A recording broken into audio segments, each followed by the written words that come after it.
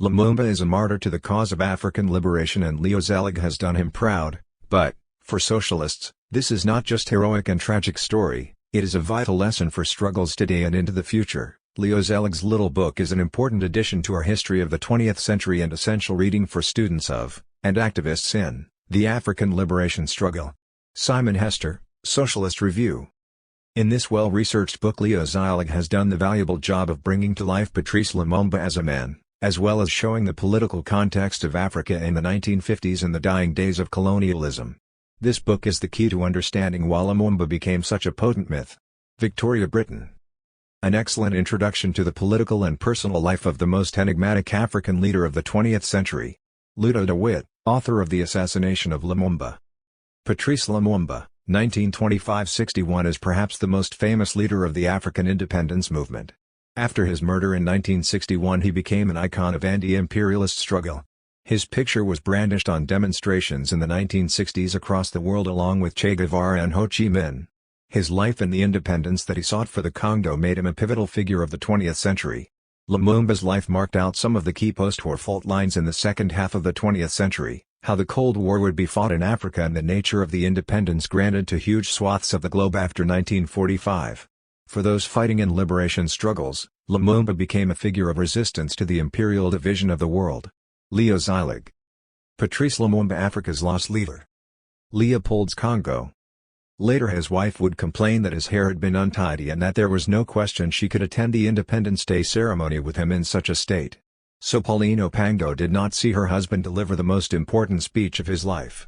He had not been due to speak and there was some surprise in the audience when Joseph Kasongo, President of the Senate, announced the Prime Minister Patrice Lumumba.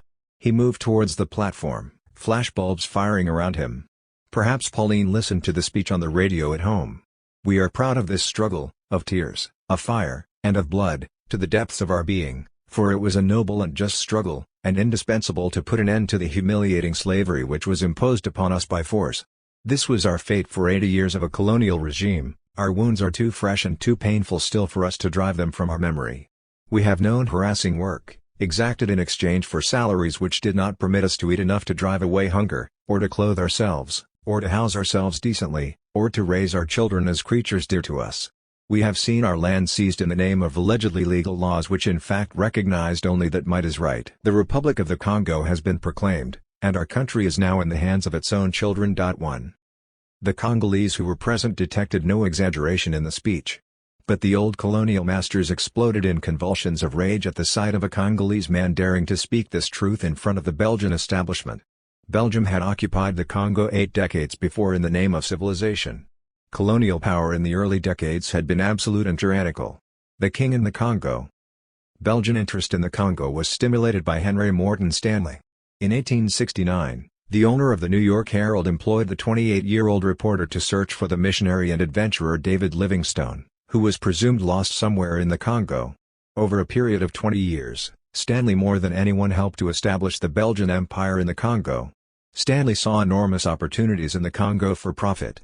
In the welcome he received from the Congolese he imagined great riches. In every cordial-faced aborigine whom I meet I see a promise of assistance to me in the redemption of himself from the state of unproductiveness in which he at present lives. I look upon him with much of the same regard that an agriculturalist views his strong-limbed child. He is a future recruit to the ranks of soldier laborers. The Congo Basin, could I have but enough of his class, would become a vast productive garden. 2. Perhaps the best way to understand Stanley is to see him simply as a speculator. His books describing his exploration of Central Africa were accounts of the riches that could be found in the region, that were used to entice Western states. Stanley systematically detailed the precious woods, ivory and minerals. It may be presumed that there are about 200,000 elephants in about 15,000 herds in the Congo Basin, each carrying, let us say, on an average 50 pounds weight of ivory in his head, which would represent, when collected and sold in Europe, 5 million pounds and 30 pence. The Congo River that Stanley originally sought to map was presented as the principal passage that could be used to access the resources he had painstakingly catalogued. Originally his efforts were directed towards the British, appealing to their seemingly insatiable appetite for African territory.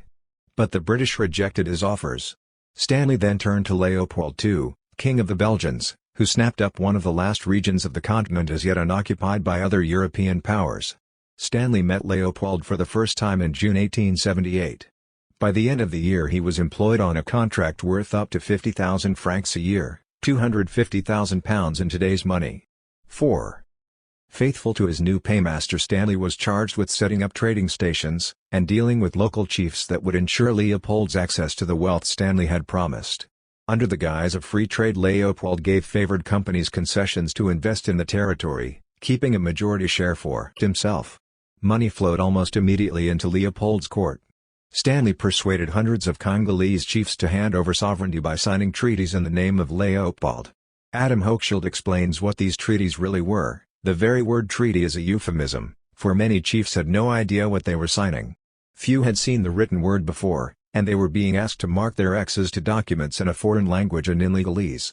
The idea of a treaty of friendship between two clans or villages was familiar. The idea of signing over one's land to someone on the other side of the world was inconceivable.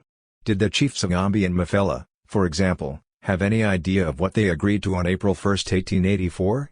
In return for one piece of cloth per month to each of the undersigned chiefs, besides presents of cloth in hand, they promised to freely of their own accord, for themselves, and their heirs and successors forever give up to the said association the sovereignty and all sovereign and governing rights to all their territories, and to assist by labor or otherwise, any works, improvements or expeditions which the said association shall cause at any time to have carried out in any part of these territories.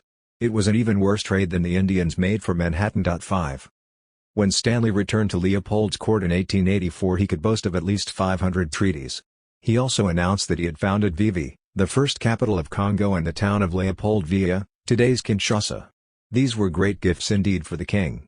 Leopold's fascination with the Congo represented Belgium's position in the world. Belgium was a new state, having only achieved independence in 1830.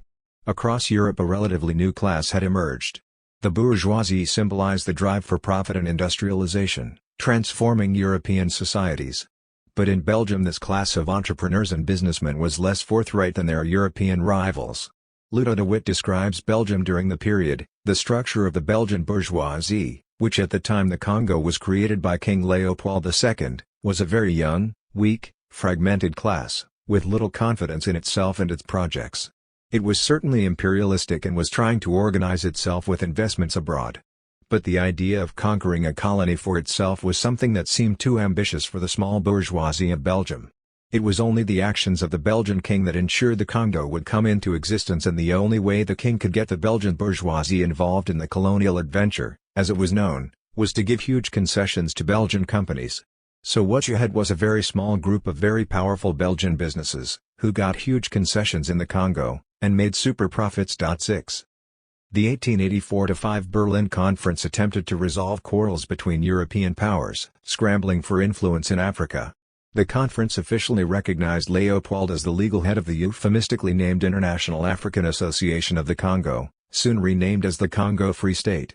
The stated aims of the new Belgian colony were to abolish slavery, and war would be waged against Arab slave traders for this purpose, and promote free trade. Cash crops. Initially Leopold gave himself total legal authority in the Congo, which was eventually devolved to an equally despotic system of governor-general and vice-governor. So-called unoccupied land was immediately seized by the state, which meant in practice that white agents could take control of any land they fancied. Originally the enterprise was undertaken in the name of the International African Association, then the International Association. The association sought to give the private empire a facade of humanitarian concern. Nothing could have been further from the truth. To fund this humanitarian project require huge sums, so the association took advantage of the expanding market for rubber and ivory. Land was given to businesses that were then required to farm rubber. These business concessions could operate with impunity in their territory, and they were allowed to raise taxes between 6 and 24 francs each year per head of the population. With little actual cash in circulation, the Congolese were expected to produce crops as payment. Massive companies were established. The biggest was the Union Minière du Haut-Katanga, established in 1906, which was soon joined by the Compagnie de Fer du Congo, and the Compagnie des Magasins Généraux. 7. William Dunlop's invention in 1890 of bicycle tires made from rubber changed everything. Soon rubber was utilized in many manufacturing processes, in wiring, insulation and vehicular tires. To meet the demand whole forests were grown for the cultivation of rubber, but in the Congo rubber grew in the wild. There was no need to invest in plantations, the Congolese only had to be forced to cultivate it.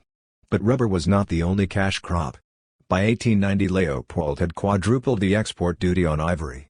Within months he announced to his representatives in the Congo that they would benefit from a monopoly on the trade in rubber and ivory.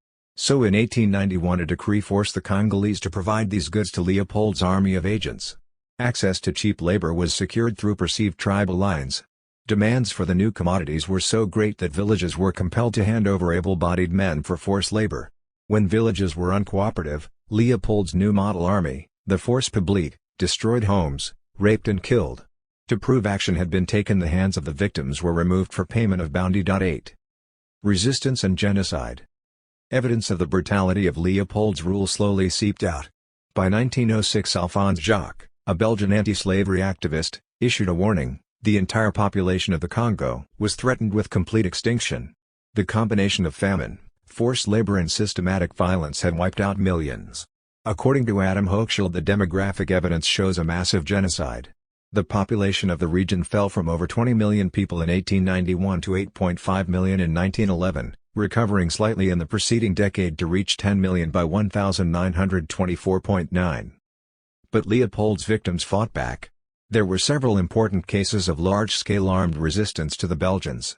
No sooner than Leopold's regime announced victory in 1894 over the Arab slave traders in the east than further challenges broke out. The official Encyclopédie du Congo Belge states that in Patrice Lumumba's home region Bait-Tela soldiers were concentrated in Lulu-Leberg. Already angry at being paid late, they then learned that Gongo Lutit, their leader, had been executed by General Duchesne following an unfortunate error. The Bait-Tela rose and took control of their camp, killing on January 4, 1895 their leader Captain Peltzer. His lieutenants Lasso and Cassert, fearing for their lives, fled the encampment. The mutiny became a revolt and soon covered the whole region of Lomami.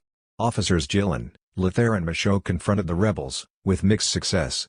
By October 1896, as many as 5,000 Bait-Tela armed themselves and moved towards Gondou. 18 Bait-Tela were imprisoned in April 1900 and quickly executed. However, 1,000 escaped and hid in the mountains around Lake Kisale, living as guerrilla fighters. The Encyclopédie explains that Major Malfy successfully pacified the region in April 1902, but still the rebel fighters remained at large until 1908. Even in this official colonial report there is no disguising the fact that the rebellion lasted 13 years, and secured the brief freedom for thousands of Congolese. 10. Profits and theft. The official position was that the Congo would be civilized by European rule and that slavery would be crushed. Yet between 1870 and 1960 almost no Congolese had been trained in law, medicine or any higher profession. 11 On the contrary, the exploitation of the population intensified. The Congo had been dragged into an unimaginable state of darkness. But there were clear winners: Leopold's family, the shareowners, banks and businesses. Massive profits were made from the exports, which rose in the Congo Free State from 11.5 million francs in 1895 to 47.5 million in 1900, while exports of rubber rose from 580 tons to 3,740 tons over the same period. Just one concession, Demande de la Couronne, earned Leopold 70 million Belgian francs between 1896 and 1905. 12. King Leopold's Congo Free State was an international concern. Ryan and Guggenheim, the American mining groups, also had interests in the region. But by far the most important business in the mineral-rich region of Katanga was the Union Minière du Haut-Katanga, UMHK. For generations this giant business would dominate the economic and political scene in the Congo. UMHK was essentially a consortium between Belgian and British mining interests, represented by Robert Williams, owner of Tanganyika Concessions Limited, TCL. At one point as much as half of all shares in the business were owned by TCL, which was financed by famous British-based banks such as Barclays, Midland, Barings, and Rothschild. 13. Evidence of the horrors in the Congo led to a massive international campaign against Leopold's private empire, eventually forcing the Belgian state to nationalize the colony in 1908. The preamble to the deal saw the government pay Leopold the sum of 110 million francs, effectively releasing his control of the Congo and alleviating his debt. Early years, life in Onalia. When Patrice Lumumba was born on July 2, 1925, the Congo was undergoing rapid change. The initial land grab and plunder of the Congo was coming to an end. Since the annexation of the Congo by Belgium, the colonial state had become more firmly entrenched. The merchants who had operated ruthlessly under King Leopold were by the 1920s recreating themselves as industrialists. In order to support the manufacture of heavy industrial products, the state was obliged to begin spending on schools, hospitals, trains and roads, although the conditions of forced labor in the mines continued, and popular anger against colonialism could not be concealed. Lumumba was born in the village of Onalia, in the territory of Kitako-Kombe in the Kasai province. He was born to the Bait Tela people. Until 1907 the European presence in the region was fairly limited. Control of the area by the Europeans was achieved only after the execution in 1893 of Ngongo Ledata, an important Arab Swahili trader who had previously invaded the region. For the villagers the new occupiers were not so different from the Arab Swahilis. In place of taking slaves the new authority compelled villagers to furnish them with rubber and ivory. The Arab Swahili slave trade was replaced with Leopold's own form of slavery. By 1910 two missions were established in the region. Both missions were set up in competition with each other. One Catholic mission was formed in Chumbe and another Methodist mission in Wembo Nyamamibongo. They soon established schools, run by Catholic missionaries from Flanders and Methodist ones from the United States. Despite the expansion of medical services the region still suffered from a range of serious illnesses. Sleeping sickness, malaria, leprosy and tuberculosis killed hundreds every year. Infant mortality was high. By 1938 the Catholic mission of Chumbe included 18 priests, 16 Franciscan nuns, all of them Europeans, 525 male religious instructors and 19 female for a population of 19,944 Catholics and approximately 200,000 pagans. 14 The Catholic regime was tightly controlled. After almost 3 decades of Catholicism in the region, the Bait Tela still did not have the right to interpret or freely read the Bible. Missionaries spent their time preaching about the evils of Islam, polygamy and paganism. When Bishop Lamouth arrived from the USA to establish a Methodist mission among the Bait Tela, he considered them hopeless savages. We are thankful that the Methodists in America had a vision to take the gospel among the Bait Tela, a cannibal tribe. 15. For the village of Onalia the experience of colonization was brutal. Villagers were forced to work for the new masters, leaving home sometimes for weeks to tap rubber in the surrounding forests so they could meet the targets set by the colonial authority. The church missions often directly served the colony, collecting taxes and distributing punishment for non-payment. Antoine Omataka remembers that villagers often went as far as Benedabel, more than 200 kilometers, to collect enough rubber. Often they would remain several weeks in the forest in terrible conditions. Even when they returned to the village, the whites could judge the quantity insufficient and punishments would be handed out. The mimbo, a braided whip, constituted one of regular punishments in the Onalia. Men stretched out on the ground, arms and legs bound, were whipped by policemen. They underwent this torture 2 or 3 times per day.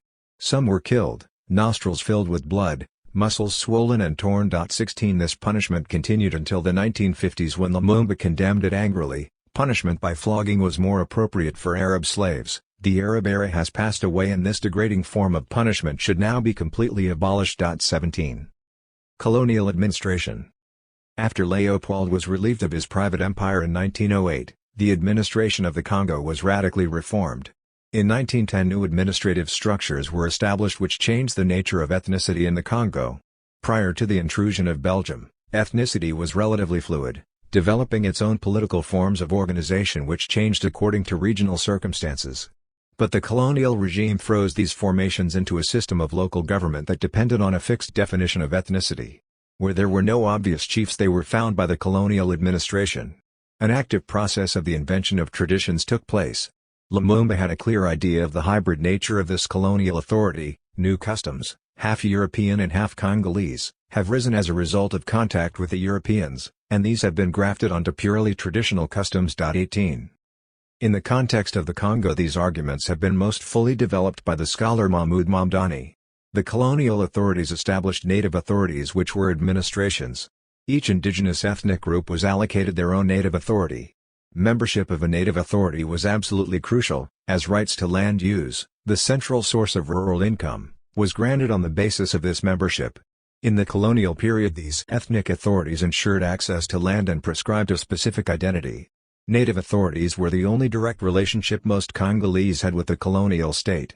There was, however, a further tier of state authority that existed in the Congo.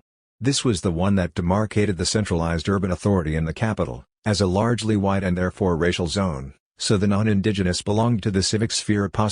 19 Colonial rule saw the separation between a civic racialized space that brought together those in urban areas as the core beneficiaries of colonialism as white, and ethnicity as an identity that fragmented its core victims into so many tribes. 20 Certain privileged Congolese were deemed sufficiently civilized and could belong to this white civic space.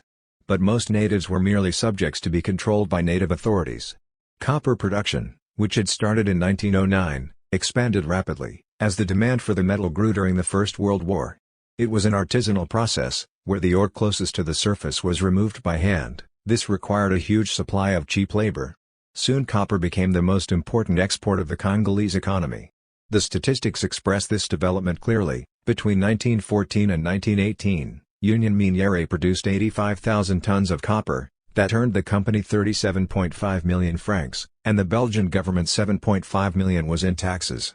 The impressive expansion of copper production had a ripple effect on the wages of Congolese workers. So between 1918 and 1920, wages rose by 78%. 21 Although progress was slow, living conditions improved. There was also a sizable white industrial class, though neither as large nor as organized as those in neighboring northern and southern Rhodesia and South Africa, and most were supervisors and managers, not workers. By 1936, there were 18,683 whites in the Congo, approximately two-thirds of whom were Belgian. The others came from Europe and America and worked often as missionaries or skilled employees in the expanding industries. In the 22 years to 1958, there were 113,671 non-Africans, 88,913 Belgians, and 7,557 missionaries. This was an extraordinary expansion. By 1945 there were 93 African priests in the Congo. 22. The genocidal consequence of Leopold's system left a bloody demographic hole in the center of the Congo. By the early 1950s there were barely 14 million people living in the Congo, an incredibly small population considering the vastness of the territory. 23 As the population grew in the post-genocide period, so did the number of Congolese living in urban areas. In the capital Leopoldville the population rose from 25,622 in 1935 to 388,961 in 1958. 24 Stanleyville, today's Kisangani, also expanded rapidly, from 23,000 in 1935 to 185,000 in 1957. The salaries of the white supervisors and managers were comparable to the wages of civil servants in Belgium. But they lived in enormous luxury, in large houses, driving their own cars. By 1958 the average white salary was 33 times greater than the African average. 25. Lumumba's family. Patrice Lumumba was the son of François Talenga and Juliana Amatou. They had four sons, Charles Lukalunga Wetshakanda, Isaida Taosa, who became Patrice Lumumba, Emile Kalama and Louis Anamaola. Lumumba's father Talenga was a Catholic born in 1897. In his youth he participated in the construction of the mission in Chumbe. He was a farmer, but he also played the lapando, drums, and frequently accompanied a group of dancers in the village. Regarded as unruly, he was imprisoned on several occasions.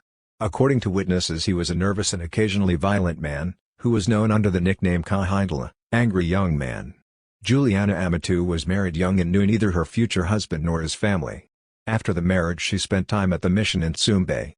Although officially her second son Isaida Taosa was born on July 2, 1925, the date is not precise. At the time few were literate, and the date of birth was estimated by proximity to an important event or by the size of the child. Before long the child was known as Lumumba, meaning proud or team. Lumumba's parents did not remain married. They divorced in 1940. Unwilling to tolerate Talenga's violence any longer, Juliana finally resolved to leave him. Juliana was an important influence on Lumumba's life and her energy and determination were certainly characteristics shared by her son. Lumumba's only daughter, also named Juliana, gives us a vivid account of her formidable grandmother. "I adored my grandmother, I carry her name Juliana Amato. When she died she was between 103 to 105 years old. She had an enormous amount of courage and an extraordinary zest for life. She was always so positive. She loved drinking and smoking, but still hid when she did so because it had been illegal in her day. But she was also quite a stubborn woman. Until the end she refused to speak in Lingala or Swahili, communicating only in Baitela, even with her grandchildren. But for our cousins who were brought up in the Congo they remembered a woman who was quite severe. When they visited her in the village she would say, 'Those who don't work, don't eat,' but once the work is done we will party. She also married several times. She divorced my grandfather, saying, "Well, I was very beautiful, and by the time the next day had arrived I was married again." It is true, she was tall, thin, and you could say beautiful. We were her children, not her grandchildren. 26. Lumumba's childhood. From an early age Lumumba forged his own path. Before long he chose his own schools, made his own decisions and fought his own battles. As an adolescent he immediately stood out, as a popular and strong character. Friends and family remember him as curious and audacious, confident in his own abilities. Though he dominated his circle of friends, he was fiercely loyal to them. There was no dispute among his friends that he did not enter, sometimes to stir trouble but always in the end to effect a reconciliation. It was this element of his character that earned him the nickname Nimbahatshakala Lakanga, one who always involves himself. Lumumba was remembered as an expansive boy, throwing himself into dancing and singing, cheeky and confident. He was never afraid to ask a difficult question, raising doubts about the type of knowledge taught at school on the virginity of Mary and concepts such as original sin. Although rarely attending the Sunday services at the village church, he learned some French. André Chuppa, a close childhood friend, described a certain stubbornness. When he took a decision he did not retreat from it. He had an enormous amount of self-confidence. During our childhood in the village, we often fought. I would strike him down 2 or 3 times, but he would never admit defeat. He always had to get his own back, before he would agree to make peace. 27. One story told by 2 childhood friends illustrates well his precocious self-confidence. When he was in the 4th year of primary school the colonial agent for the region visited the area of Onalia to monitor the production of cotton and rubber. The agent immediately complained about the quality of the cotton that came from the inhabitants of Onalia. Intimidated by the white official, the villagers offered him chickens and eggs in apology, a practice taught to them by the missionaries. Lumumba was furious. With 2 friends he secretly organized to ambush the agent. Fearful of the consequences his friends abandoned Lumumba, who confronted the agent alone. When he had finished he told them that the Asangu, white man, wanted to see the father of this audacious little boy. What's in a name? Lumumba also chose his own name. Friends were in agreement that while he was in the region of Onalia he was known as Asangu. Asangu was a powerful title, denoting the white man, the missionary or state agent, in a word the colonizer. The white man was respected not simply for the reasons of skin color, but because this color had become associated with wealth and social standing. But it was not only a symbol of success, it was also the tag of fear, for the power that white men held and the fear that they inspired. It was after all the Asangu who raised taxes, gave the order for the whip and imposed forced labor. Lumumba's childhood friends seem to have teased him with the name, calling him white man in rags. It was certainly a source of humiliation for Lumumba, but also partly of pride. He was often the star during festivals, especially among the youth of Onalia. So despite Lumumba's own poverty Asangu gave him an important status in Onalia. When he finally left the region, he abandoned the name. In the city the word had an entirely different significance. In Stanleyville he also adopted another name, Emery, which appears for the first time in 1946. Schooling. Lumumba had a reputation as a prolific reader. This reputation was one that stuck. He was known in Stanleyville as the Okonda Doka, the knowledge magician. When he was born schooling was not a priority for many. Parents would often prefer to keep hold of their children for domestic work and when they were old enough for work in the fields. Naturally there was a colonial twist. Child labor was needed to ensure payment of annual taxes. Most boys of 12 or 13 spent 3 or 4 months per year on the road, selling meat and vegetables, traveling as far as Orientale province to buy cloth and material. Schooling was a haphazard process. Children would go to a local missionary school, learn a few phrases in French, and then leave again. There were no state or public schools, all schooling was provided by missionaries. For the people living between the Catholic and Methodist missions of Wembonyama and Chumbe, schooling was first of all about inculcating a rejection of polygamy, superstition and the consumption of alcohol, identified by the missions as the principal sins of the region. Lumumba's first period of schooling was between 1931-3 with the Catholic mission. This school welcomed children of 7 to 9 years in 2 classes. In the first instance children learnt with simple games, but also received religious instruction including how to make the sign of the cross and learned about the fear of the God who detests our sins. Between 1936-7 Lumumba moved to the Methodist school in Wembonyama. Most of the teachers in the mission schools had been pupils in the same schools. Although French was taught, much of the teaching was given in the local language. Lumumba liked to mix with older students, with whom he discussed ideas and read their course notes. This was partly because of the poor collection of books available in the school library. Lumumba was one of the school's brightest pupils. Joseph Longonia was a teacher in the school and knew Lumumba. Many times my colleagues and I were put to the test by Lumumba. He would approach us at the exit of the class or in the village with French words written either on the ground or on a piece of paper. He asked us to help him read or explain these words, but our Lumumba had a reputation as a tease. He knew how to catch us out. 28. In August 1941, at the end of 2 terms, Lumumba left school and did not return. One reason was the breakdown of his relationship with his teacher Damas Wang Shungu. According to André Chuppa, this was caused by Lumumba correcting 4 mistakes in a phrase that Wang had written on the board. Humiliated by his student, Wang insisted Lumumba be thrown out. He told friends who accompanied him back to Onalia that they were leaving the school because the teachers did not know their work. 29. The exclusion illustrates a reality of early missionary schooling in the Congo. Mission schools imposed an authoritarian regime on their students. The head of Lumumba's school had a reputation of being brutal, regularly whipping his pupils. Most schools included a hard physical routine as part of daily life. Each day was marked by crushing millet, fetching water, making and carrying bricks, as well as building houses and cutting hay in the fields around the school. Lumumba enrolled in a school for nursing assistants in Tunda after having walked for a day to get there. Nursing was a new profession that had started to attract the Baitella. But a former teacher learned of his transfer and sent a warning recommending Lumumba's exclusion. Once again Lumumba hit the road, without having obtained a school certificate in almost 10 years of intermittent schooling. His final exclusion marked a turning point. Lumumba might have been describing himself when he wrote years later, "The little African boy leaves the paternal roof minus any particle of European civilization, this is not uniformly true, and goes to school where he is taught to read, to write and to do arithmetic." By way of education, his masters teach him ideas, which although sometimes memorized take no hold on him, because these ideas have no application in practical life. The black pupil finds himself caught between 2 conflicting forces, the standards of the school and those of the family. 30. Towards Stanleyville.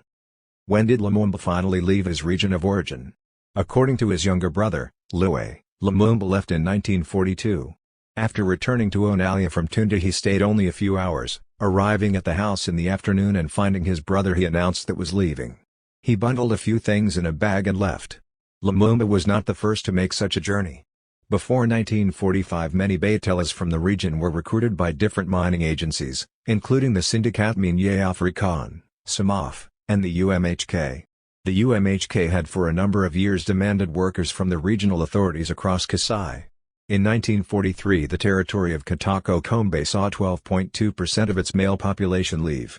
Alarmed, the authorities of the district of Sankuru forbade the emigration of young men. While the colonial authorities were happy to furnish regional labor to industries, particularly during the war effort, this had to be balanced with the need for labor in the villages.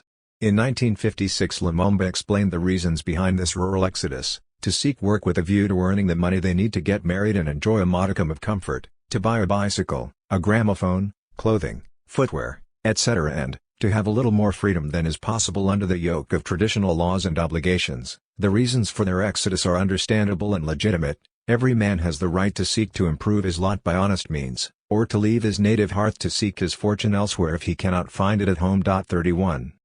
After a slow and difficult journey, Lumumba finally took the train to Stanleyville.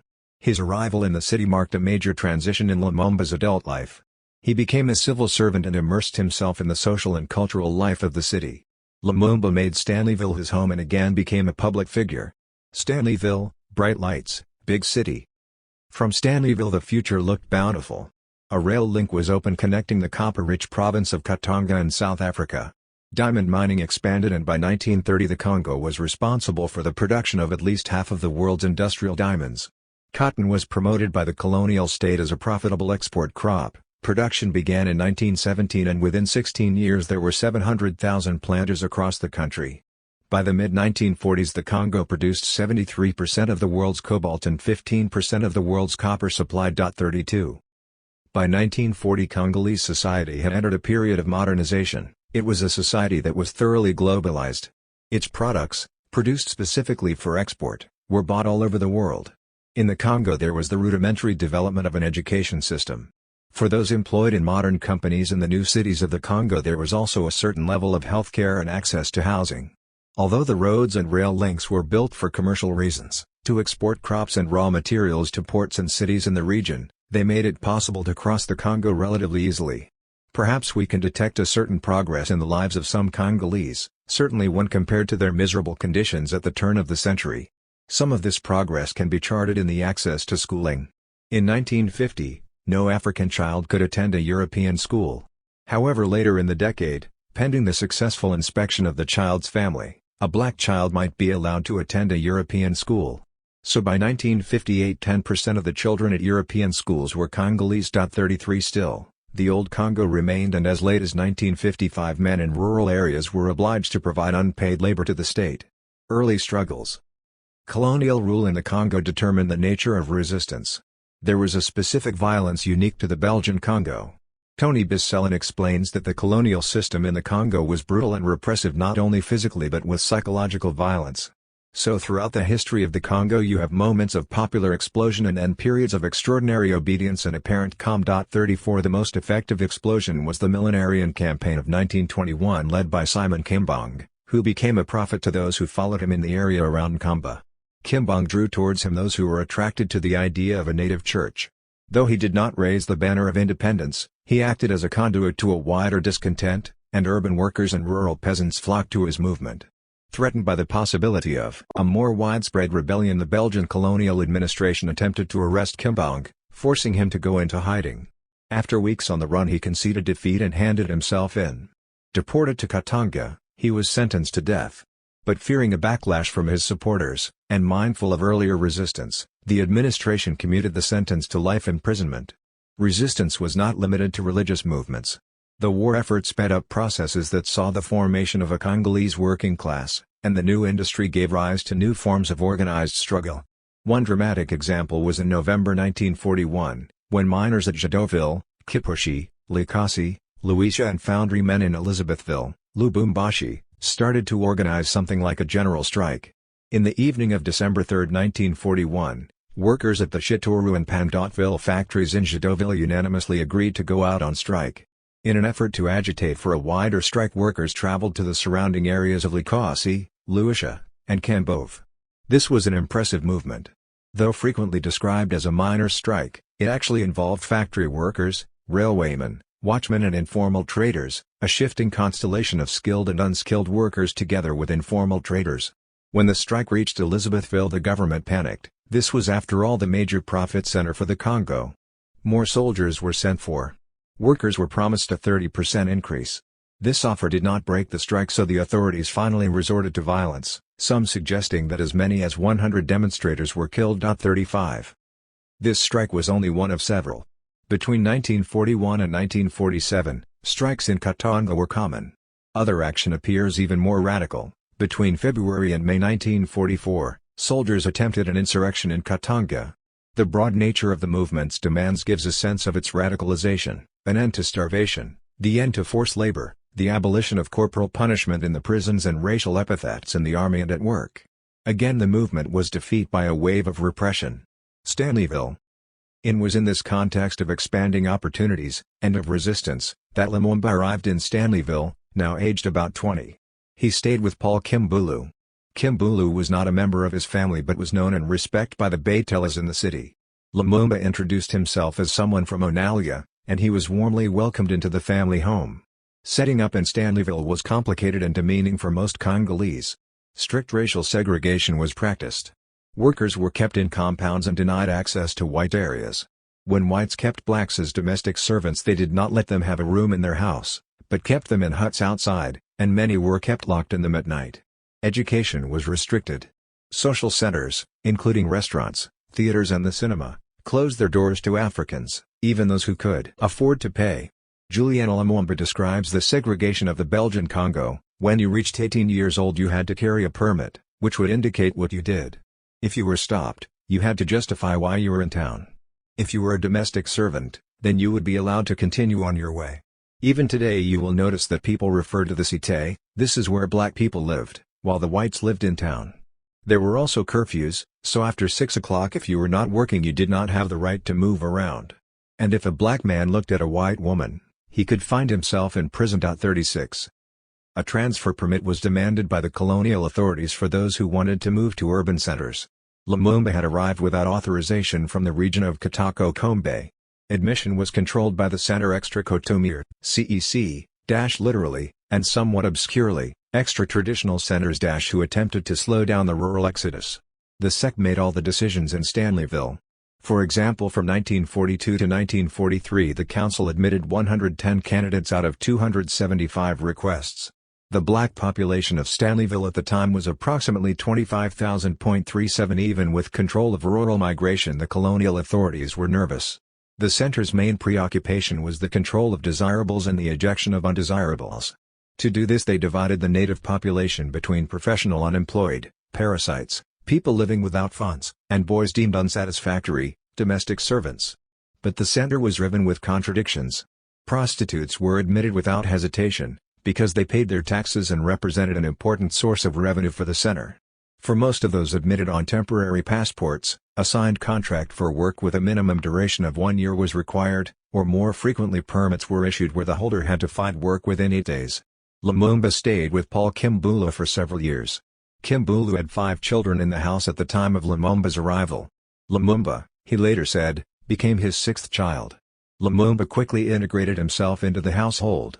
Forever curious, he was always interested in whatever Kimbulu read, and occasionally they conversed in French, Lumumba pressing him to recount stories of what happened before he came to Stanleyville. I found him curious about everything, always respectful. He was also amusing, bringing together the children and our wives to organize family games. Lumumba played the tam-tam and sang. 38 He would bring his friends to the house, or on the weekends they would organize excursions out of the city on bicycles, often returning with fish they had caught. Kimbulu became a father figure, who unlike Lumumba's own father was not authoritarian. The postman. Lumumba was a resident of Stanleyville until 1956. For most of this time he worked for the Colonial Postal Service. By late November 1944 Lumumba started to work as a clerk with the post office. His office was close to both the school of the Marist brothers, École des Frères Maristes, where he would attend evening classes.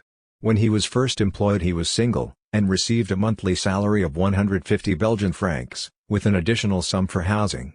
He also had the right to basic medical care.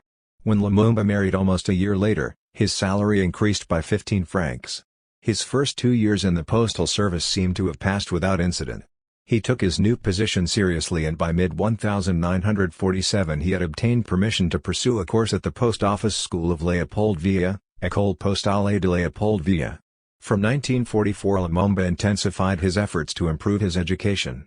He had left Tonalia with only rudimentary schooling, and still struggled to write and express himself in French. Stanleyville tantalized him with its possibilities, of work but also self-improvement. There was an array of courses taught in colleges and schools, as well as a library that gave him an opportunity that he had never before had to study and read. So began his lifelong obsession with reading. Whenever he could not be found it was fair to assume that he was buried in a book in the public library. Lumumba had a keen sense of the struggle he faced to improve himself.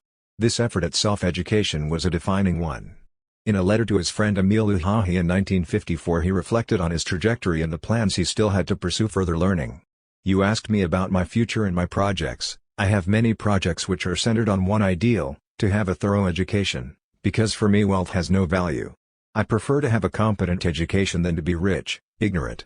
Whether I go to university or not, I have to divide myself into 4 parts to become a man relatively informed to better serve my homeland. At college they only give us instruments. It is my responsibility to use these instruments in a way that they can become precious tools. What are these instruments? It is a basic knowledge that we were taught on our school benches. I can affirm, dear Emile, that one can become a true college man, that is to say acquire a quasi-university training, if not at university, even staying at home. What is my educational experience? Certainly you know it. It is certainly thanks to my own effort, my perfectionism, my perseverance. Today even Europeans characterize me as formidable. A European friend said to me one day, in European circles everyone says Lumumba wants to impose his intellectual superiority as much on the Congolese as the whites. This idea comes from burning polemics that I have had with the Europeans, polemics for which I have come out victorious. Here in Stan, all the Congolese take me for a magician, the Europeans take me for a man of superior education. Lots of Europeans, including my head of department, asserts that I am better educated than many Europeans. As you know, since last year it has been a question whether I pursue my education at university. I was admitted to the University of Kimuenza, but there is not yet accommodation for married students. I will have to divorce so I can become single. Anyway, I have not lost confidence. Either I will go to university, or I will enroll in courses by correspondence for the same kind of studies. This is what I have already started, at the Center of Higher Studies in Brussels, Centre d'études supérieures de Bruxelles. 39. Lumumba left Stanleyville in July 1947 for the capital. Created in 1946, the post office school sought to train Congolese postal workers in all postal functions. The school recruited roughly 40 students per year from the Congo's 6 provinces. Lumumba had just been awarded his primary school certificate in Stanleyville when he was accepted. The course took 9 months and included instruction on letters, parcels, checks and the geography of the Congo and Belgium. Lumumba came third in a class of 34 in the final exam in March 1948.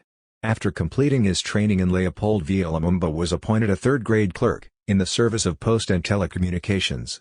His salary increased to 1,500 francs. And he also acquired the use of a bicycle and a housing allowance. Leopoldville was important to him for another reason. Across the river from the city was the French colonial city of Brazzaville. Lumumba visited the city and was struck immediately by how little it had of Leopoldville's harsh racism and segregation. He was impressed. Africans under French administration move around without hindrance, hold important posts and send deputies to the National Assembly in Paris. 40 The Belgian Congo was, in contrast, an empire of silence. The obedient clerk of Stanleyville was becoming more forceful. His first open quarrel with the authorities came in December 1948. On the 8th of December he wrote to the head of provincial finances, disputing the change in his salary after a temporary transfer. I draw to your attention to the fact that my housing and bicycle allowances can be maintained as I am in the same conditions of service as Stanleyville. I am asking you to inform me on the subject of the reduction of my payments. 41. Under other circumstances this polite query into a change of salary and allowances, would have been dealt with reasonably. The response of the Deputy Director of Finances was vicious. He explained that the calculation of Lumumba's salary was not the result of an error, and he repeated that the housing allowance and bicycle had been withdrawn. He then let out a nasty riposte: "Henceforth do not bother me with these absurd concerns, lacking of any interest." Lumumba was not deterred. He replied at the end of December, "Seeing as my bike is only used in the interests of work and that the distance between my lodgings and the office justifies it, I am appealing to you to revisit the question and that my allowances are maintained." 42. From now on Lumumba would not be intimidated by his white bosses, nor would he accept their edicts if he regarded them as unjust. These were not revolutionary demands but important challenges to his white employers. The following years were marked by similar complaints, often disputes about irregularities in his salary, loans and allowances. Lumumba had a growing sense of unease at the racism inherent in colonialism. On February 5, 1954, Lumumba was notified that he had been recorded in the register of the civilized indigenous population. To achieve the status of registered in the Belgian Congo, each aspiring Evolue was obliged to jump through certain hoops. Juliana describes these trials: "To be Evolue in the 1950s you had to prove you were evolved, that you were suitably civilized. I once asked my parents what this meant. It was a deeply humiliating process. You would be given a test, someone would come to the house and see if you had an inside toilet, if your children wore pajamas, if you ate with a knife and fork, only then would you be given the accreditation Evolue. You were then allowed to enter certain whites-only shops, which were normally barred for Africans. So the status Evolues gave you certain advantages in relation to the rest of the population." 43 Lumumba had become an important figure within the group of Evolues in Stanleyville. In April 1956 the Governor-General Leo Patilin asked Lumumba to form part of a Congolese delegation to Belgium in April and May that year. Wives, lovers and children. Lumumba was married traditionally to 3 women. These women were Henriette Malaya, Hortense Samboja, and Pauline Opango. He also had 2 lovers, Pauline Kai and Alphonsine Masaba. The first marriage was to Henriette Malaya about a year after he had arrived in Stanleyville. She stayed with Lumumba until 1947. They had no children. It was with his second partner, Hortense Samboja, that he had a more durable and serious relationship. Married according to custom in June 1947, by February 1951 the couple were divorced, again having no children. It was with Pauline Kai, who he never married, that he seems to have the most enduring relationship. She was a confident and precocious woman, who could stand up to her partner. Early in her life she had moved to Leopoldville with her father, who had worked for the Office of Congolese Transport, Office des Transports Congolais, where she was sent to school. The couple met for the first time in the capital in 1947 during Lumumba's stay in the city while he trained at the post office school. It was here that they became lovers. Pauline was an experienced woman, and already a mother of a small girl. Lumumba and Pauline were forced to separate when her parents left Leopoldville. But in 1948 they met again in Stanleyville. Before long she managed to supplant both Lumumba's circles of friend and his legal wife, Hortense. She remembered years later that 1950 was the moment of their deepest love, their Bolingo Makasi, strong love in Lingala. On September 20, 1951 she gave birth to François, Lumumba's first child. They were in every practical sense husband and wife.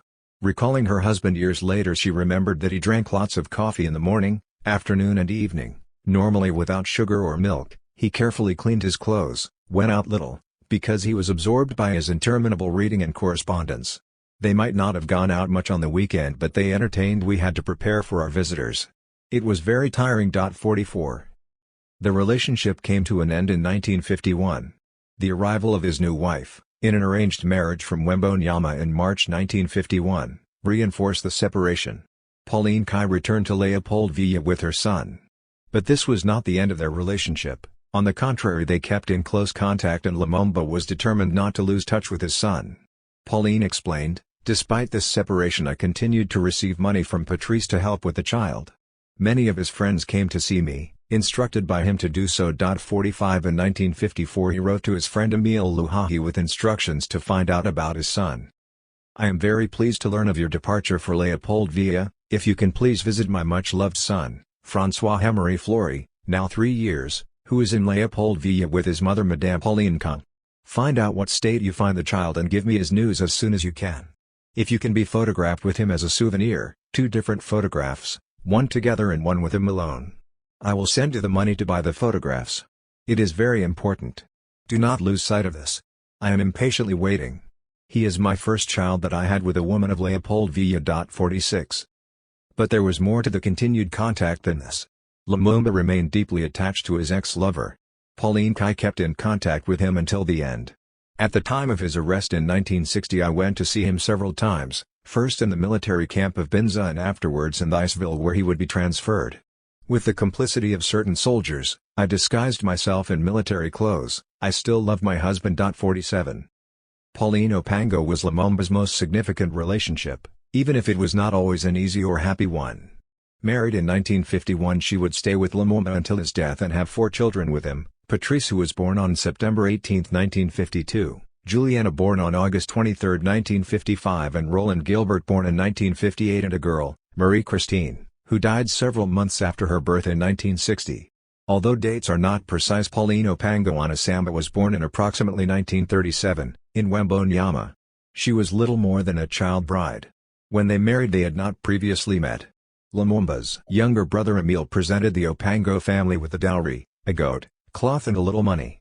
Opango recalled the day of her marriage more than 40 years later. "I was wearing an elegant dress, European style. Before Patrice's family came to see us, my mother told me that I was going to marry a man in Stanleyville. She told me that the man was handsome and good. I was happy, but truth be told, I was too young to understand." Soon after the wedding she joined Lumumba in Stanleyville. Still a child, she had to learn how to clean the house, take care of herself and dress correctly. My husband and my sister, who already lived in Stanleyville, had to teach me everything. Lumumba was often out, and returned late. When he was at home he spent most of his time consumed by his books. For the young Pauline, used to the familiarity of her village, this would have been a strange new life indeed. Unlike Kai they did not argue in public, but the relationship was hard for both of them. Writing to Emile in 1954 he expressed his doubts. "Turning to my wife. She admitted that she had aborted by categorically refusing to look after herself. She repeats often that she does not want any more children." 48. She arrived in Lumumba's household a child, and began to see the marriage as a burden. But each time she resolved to leave, her elder sister, who lived in the city, would convince her to stay. Finally Pauline left Stanleyville in April 1952 after a domestic quarrel. She returned to her parents in Wembonyama, where she gave birth to Patrice. Lumumba was accompanying a study group to the region, his first trip home since he had left in 1943, and visited his newborn son. Initially Lumumba thought he would return alone to Stanleyville, confirming the separation. But after long negotiations they returned together in January 1953. In 1955 they had their second child, Juliana. Alphonsine Masiba was Lumumba's last lover. They met for the first time in 1960. She worked as his secretary. Of all his partners, Alphonsine was perhaps the closest to Lumumba intellectually. She understood his work, could arrange his library and knew the reasons for long absences. She had a child by Lumumba, a son Guy, who was born after his father's murder. But without doubt Pauline Opango was the central female figure in his life. With her he had most of his children and spent many years. Pauline was a determined partner, even if she did not understand her husband's political convictions. Their daughter Juliana Lumumba explains that it was inevitable that there were certain problems in her parents' relationship, most of which she attributes to her mother's youth. "My parents were very young. When my father died he was 36 years old. My mother was a widow at 28. It was a partnership that had all the problems of marrying at such a young age, and with a couple who often didn't see much of each other. She knew that he was totally preoccupied by politics and that our house was open to everyone. I don't think that they had any more problems than this. My mother has never remarried, she never wanted to. She had an enormous amount of love for her husband. 49. What sort of man does this make Lumumba? He had 3 wives, one a child bride who he could not understand, all within a 6-year period from 1945. The marriages were often an attempt to find an acceptable way of living with a partner in the tightly controlled community of Stanleyville. But Lumumba also had to straddle 2 worlds, and sought acceptance in both. There was the rural one of his family and Onalia, who found him a bride, and insisted repeatedly that he stay with her. In addition there was the urban one, of the Evolus and the prospect of social advance. Lumumba sought to negotiate both. He was also becoming a public figure, who participated in political and cultural discussions in the city. In managing these 2 distinct universes, there were contradictions in his behavior. In the perfect and educated Congo that he envisaged in the 1950s he was the enlightened liberal, seeing women in a much more prominent position, even if they did not always play this role in his household. Early on he championed the rights of Congolese women. Responsibility for the backwardness of women falls on the husbands. A large number of Congolese husbands care little for the education of their wives, whom they regard, and this symbolizes the ancestral ideas which are still strongly held by many Africans, not as their companions and their closest friends, but as servants whose function in the home is only to bear children, to enrich the clan, to prepare meals for the army of lazy parasites who are continually sponging on the household. Can we honestly claim to be Evolu when we leave our wives and children to eat on the ground like savages whilst we ourselves eat at tables? 50. Lumumba was anxious to make his household, despite the evident difficulties, a model for the community in which he was a rising star. In 1955, for example, at an event organized by the governor of the province Orientale in honor of the Belgian monarch King Baudouin's official visit to the Congo, Lumumba brought his pregnant wife. Most Evolus came alone. There seems no doubt that Lumumba loved all of his children. Initially he only wanted a couple, so he could educate them thoroughly. But when children came he accepted all of them, and according to some accounts he regretted not having had the chance for more. He was heavily involved in his children's education. Juliana remembers that he refused any magical charms to protect his children. He did not allow Pauline to use them, and was furious when she brought them into the house. Lumumba wrote from personal experience about this. In the teeth of the opposition of their Evolu husbands, some wives will insist on their children wearing these good luck charms which preserve babies against evil. 51. Juliana has vivid memories of her father. When I was small I was very close to him. I was often in his office. He worked enormously hard, and I would watch him work, rewriting or practicing a speech. My father was a very affectionate person. When he was with us he always chatted and played. Of course he was busy and he was often absent, but when he was there, he was really there. I remember that when he came back late, he would always come and see me. He was available to us, present. He brought up his children. My mother didn't want us to call him Patrice, so he was always Papa. 52. His eldest son François explains that although he did not have much time to spend with his family, the little time that he had he tried to make us understand why he was often absent. 53. Education for his children was vital for Lumumba. Children are not like mushrooms which grow at random. Education in the home is the most valuable and lasting form of education which any man can have. The school can do no more than supplement and improve it. 54. He also insisted that his children attend the Royal Athenaeums, which were European schools that had recently been established in the Congo. According to Bay Telecustom, Each child at birth should take the name of a relative or a friend. Patrice, breaking with tradition, named them all simply Lumumba. He was the exemplary modern man, pulling disparate pieces of a new and old world together to make a fresh identity. His children would be drawn into his cosmopolitan world. Congolese intelligentsia. Those who rose to positions of importance were a new group of Congolese men, who had been trained by the Belgians to work at junior levels of the colonial apparatus. These subcontractors for the colonial state were clerks, low-level civil servants and even certain soldiers. Though the colonial state systematically discriminated against the Congolese, the growth of the economy created a certain space through which some Congolese could emerge. So in 1953, for example, there were 463 Africans from this new category in Leopoldville, who could afford their own car. One writer described a new class, seeing this group of Congolese men campaigning for national liberation. 55. George Nzongola Ntalaja details the involvement of Evolus in the struggle for independence. He argues that it was basically a continuation of their fight for equality of opportunity in the colonial political economy, he writes, where they experienced discrimination with respect to career and other economic opportunities, in addition to the daily humiliations of colonial racism. Between 1958 and 1960 the collective experience of discrimination drew this group closer to the urban and rural poor. The growth of this class can be seen in the number of friendly associations, clubs and societies that were set up. By 1956 there were 313 such clubs in the Congo, with a membership of 15,000. Still the process was extremely uneven, so as late as 1960 there was only one Congolese citizen with a law degree. 56 Little space was ever permitted by the Belgian state for the formation of a separate class of intellectuals. Bizcellin describes the reality of life for Congolese Evolus. You would not find a single book on Marxism in 1958 in the whole of the country. You could go to a seminary to become a priest but otherwise there was nothing else. The training for the Evolus involved finding a white family who would tutor you on how to eat and dress. This was the environment. 57 If the limited progress that had been made in the previous 20 years had been accompanied with the removal of racial barriers, there might have been larger numbers arguing for a continuation of Belgian rule in another form. But the experience of repeated racial humiliation drove Belgium's natural allies to take more radical positions. The role of this class was certainly not unique to the Congo. Tony Cliff, writing in 1963, offers perhaps the clearest analysis of the role of the intelligentsia in the movements for independence. He maintained that the failure of the working class to lead the movements for national independence and democracy in the Third World was due to the relative inexperience of this class. The leadership of nationalist struggles was taken up by a petty bourgeois student intelligentsia. The lack of organization among the working class was in contrast to the high level of political and organizational coherence among a specialized group of intellectuals. In the Congo this was the Evolus. 58 And a biography of Lumumba. Cliff's model serves as a powerful description of how change actually occurred in the Congo.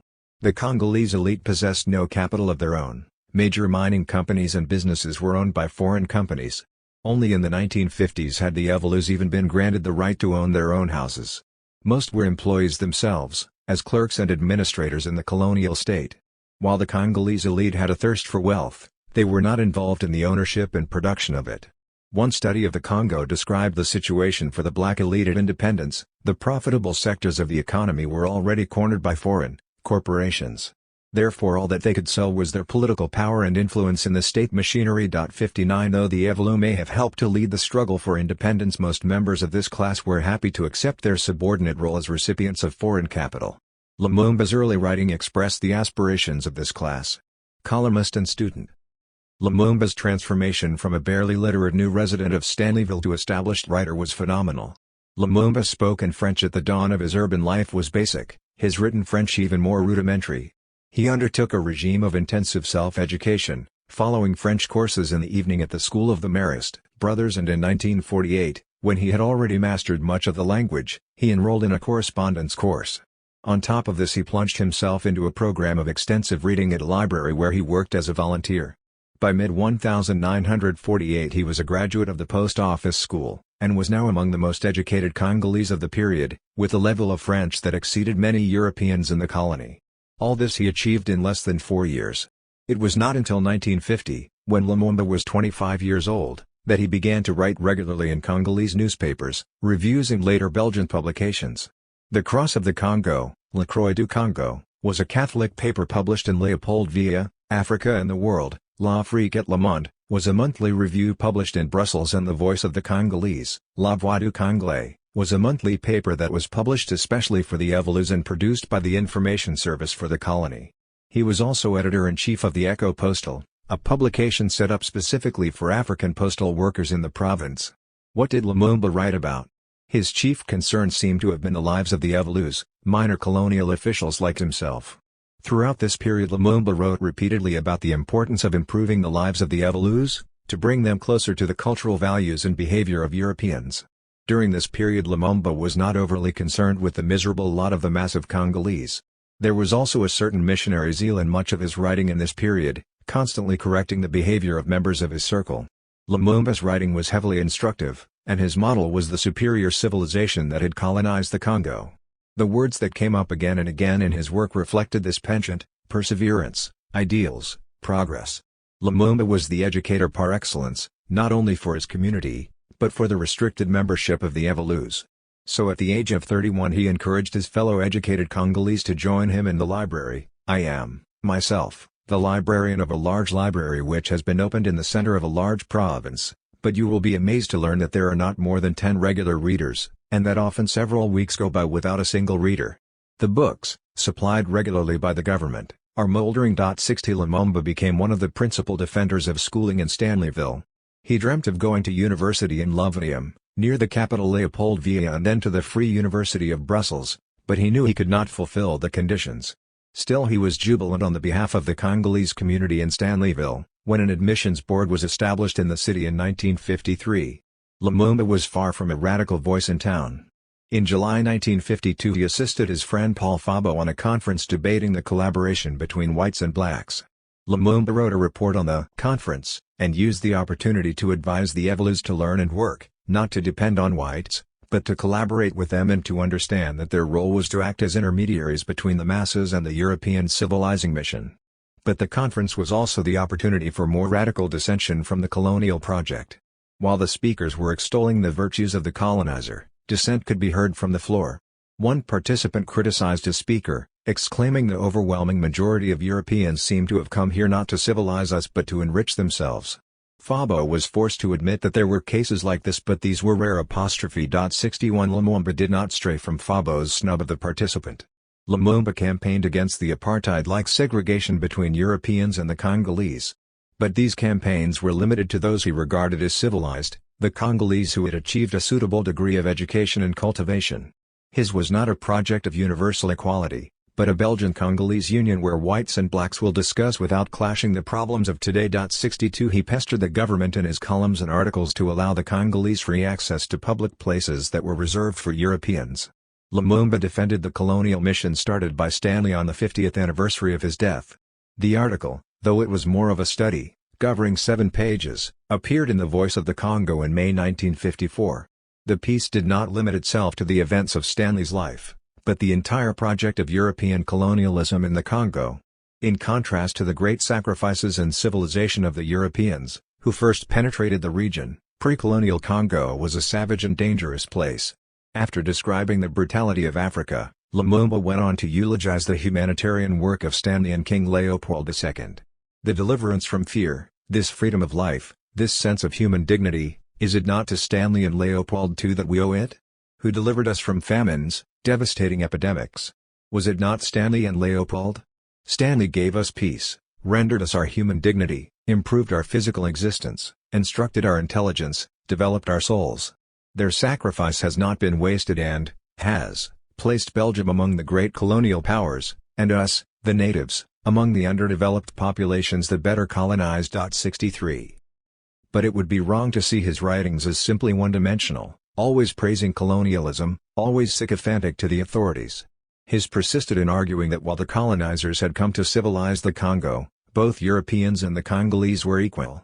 Whether you are registered or not, black or white, yellow or red, we all have the same value and the same human dignity. We are all descendants from a common ancestor. 64 Still it is hard to escape the sense that Lumumba was responding to the exclusion of the small and privileged group of Congolese Evolus, who were simultaneously promoted and excluded by the colonial administration.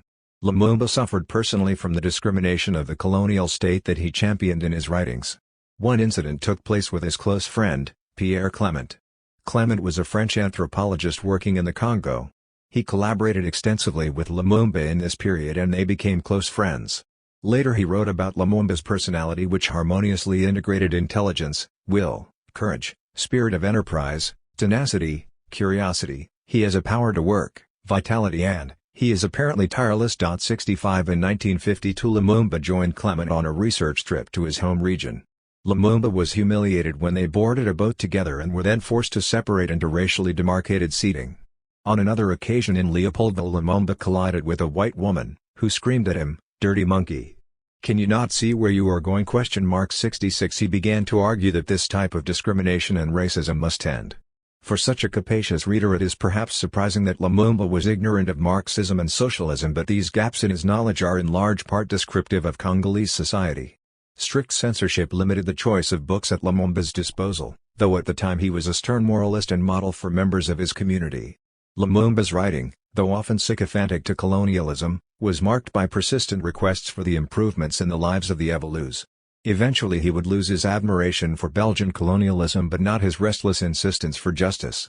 From 1958 the equality he sought was no longer limited to a privileged group. The training that he had received in Stanleyville, as a writer, postman and public figure, was vital to his future trajectory.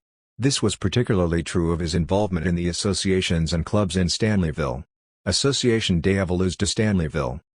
Stanleyville was a hive of clubs, associations and community groups long before Lumumba arrived in the city.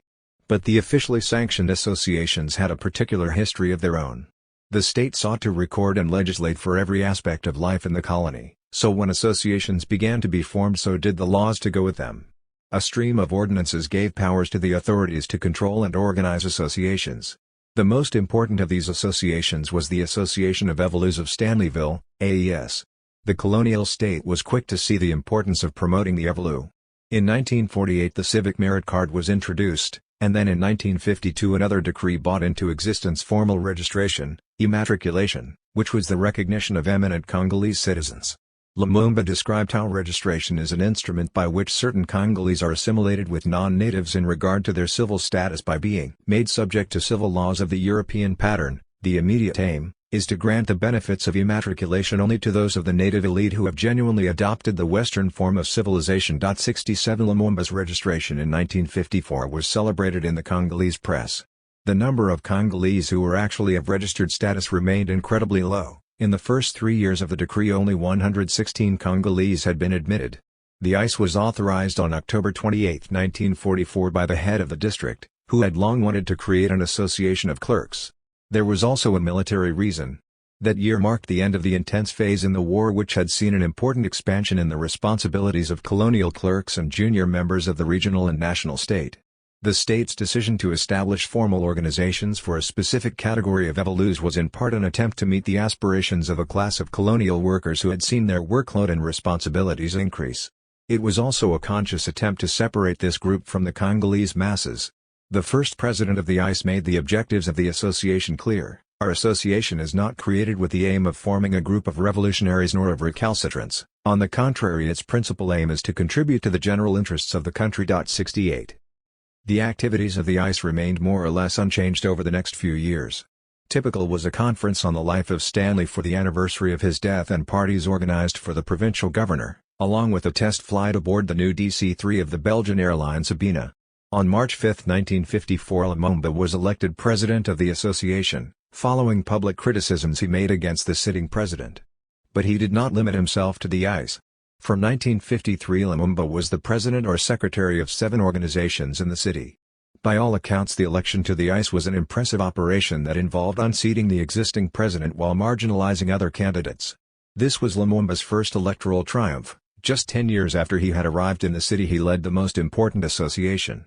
In the absence of a real political life in the city, Lumumba used his leadership in the associations to learn the mechanisms of political organization. His first address as president of the ICE gave no hint of a political project, but it did argue for a widening out of the association's activities, and emphasized the importance of cultural. Within days of his election he was received by the governor of the province André Schaller. Lumumba raised 5 points, 4 of these to do with housing. This was no accident. A house was the key to social standing, and the platform from which a member of the ICE could present himself as respected and civilized. It was the crucial badge of civilization. By the end of May, Governor Schaller responded positively to all of Lumumba's requests. Lumumba scored his first triumph as president. In June 1955, King Baudouin visited Stanleyville. By now Lumumba was a highly respected member of society. He was trusted enough to be introduced to the king on his visit to the city. At the reception held by the governor, Lumumba managed to grab the king's attention and characteristically used the brief encounter to detail some of the complaints of the Evolus. One of Lumumba's first biographers, Pierre Deveau, wrote a few years after the event that Baudouin seemed seduced by Lumumba, who spoke with absolute frankness about the problems that confronted the Evolus. The post office clerk was also seduced by his interlocutor, who was the same age and, like him, was full of enthusiasm. 69. Lumumba was an impressive politician, maintaining links with important figures in the colonial authorities in the Congo and political figures he met from Belgium. In 1954 he met the new Minister of the Colonies, Auguste Bisseret, a prominent member of the Liberal Party in Belgium and widely regarded as a reformer. He also became a member of the Liberal Study Circle, Cercle Liberal d'études, which was affiliated to the Liberal Party. Bisseret eventually invited Lumumba to come to Belgium in 1956. But Lumumba refused to do everyone's bidding. From 1954 he was repeatedly solicited by the members of the Catholic Church in Stanleyville to add the authority of the ICE to complaints about the establishment of secular schools in the city. He refused. But it meant that Lumumba was forced to confront one of the central pillars of the colonial system, the Catholic Church. He commented 2 years later, "I personally have made myself unpopular by refusing to take part in these petty intrigues which I was asked to take part in and to lead." 70. Lumumba's position was suddenly challenged. Committee members attacked him for acting on behalf of the ICE with no clear mandate. Lumumba was accused of using his authority as the leader of the ICE to support secular education. By the beginning of 1956 accusations came quickly. He was accused of the abuse of power and condemned for his dictatorial style, and 2 prominent members of the ICE asked him to resign. The meeting with the king in June 1955 and the reception for Auguste Bisseret hosted by Lumumba in his home aroused further criticism. He was now condemned for his familiarity with the minister and inappropriate hand gestures that accompanied a flood of words when he had spoken with the king. On February 17, 1956, Lumumba faced an unstoppable wave of opposition. He lost the election for president, winning only 16 votes. But this vote did not mark Lumumba's fall. In June 1956 Lumumba was lauded by the press for his public lectures on his visit to Belgium. However, his greatest challenge was to come, and on 6 July he was arrested for embezzlement and imprisoned. Embezzlement and prison. During Lumumba's study tour in Belgium, an inquiry into his activities at the post office in Stanleyville was undertaken. Lumumba had been informed that such an inquiry might take place at the beginning of the year. The embezzlement amounted to withdrawing money from one account, a large shop, pharmacies or local businesses with accounts at the post office, and then repaying them through using money withdrawn from another account when they demanded payment. During interrogation in July 1956, Lumumba made it clear that he had always intended to repay the outstanding amounts. However, gradually they became too great, and his expenditure outpaced his ability to shift funds between accounts. From 1951 to 1954 the system of temporary withdrawals had worked without being uncovered. But from 1954, along with Lumumba's changing status, his financial needs grew, leaving a regular deficit in the post office. This last point is crucial. Promoted by the colonial state and expected to assume the responsibilities of a white bureaucrat, Lumumba still only received the miserly salary of a post office clerk. How could he be expected to entertain his white friends, receive visits from ministers and organize social activities on behalf of the ICE if he was not adequately recompensed? The answer is that he could not.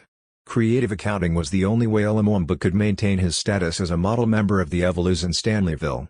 As he wrote from prison, "How can a man improve his standard of living, secure decent conditions for his family, pay for his children's education and, in general, enter the ranks of the civilized, with such an inadequate income?" 71. As soon as Lumumba realized that there was the possibility of an inquiry, he stopped the withdrawals and started to reimburse the outstanding money. He decided to sell his house to ensure that he could pay back his debts. By June Lumumba had sold his house and was in the process of transferring money to the companies that were in deficit because of his withdrawals. At the time of his arrest Lumumba immediately confessed, admitted the irregularities and expressed regret. "I want to be sincere. As I have said to my bosses, I committed some irregularities and I regret them." When asked why he did this, he made his motives clear. "Because I had financial difficulties. What I received in salary did not permit me to raise my 3 children, 2 of which go to the European School. 72. The reaction to his arrest in Stanleyville expressed many of the jealousies and suspicions that he had aroused. Stanleyville always was the most naked in its condemnation of Lumumba. He was branded as a proud upstart who had committed grave errors. In the capital, the daily newspaper The Future, L'Avenir, printed an article under the title "Sad Incident," which expressed fury that a model of the community should have acted in such a despicable way. Only Paul Fabo in Africa and the world defended Lumumba. He wrote at the end of July an article that exposed some of the real reasons why Lumumba had been treated so harshly. Fabo cited Lumumba's refusal to sign a petition opposing secular education in the Congo, having been received by the king and minister of the colonies. The young and dynamic Patrice Lumumba, hope of young Congolese evolus, has been arrested and brutally thrown into prison. We are well placed to say that Lumumba has been the victim of jealousy. 73. In prison, Lumumba wasted no time.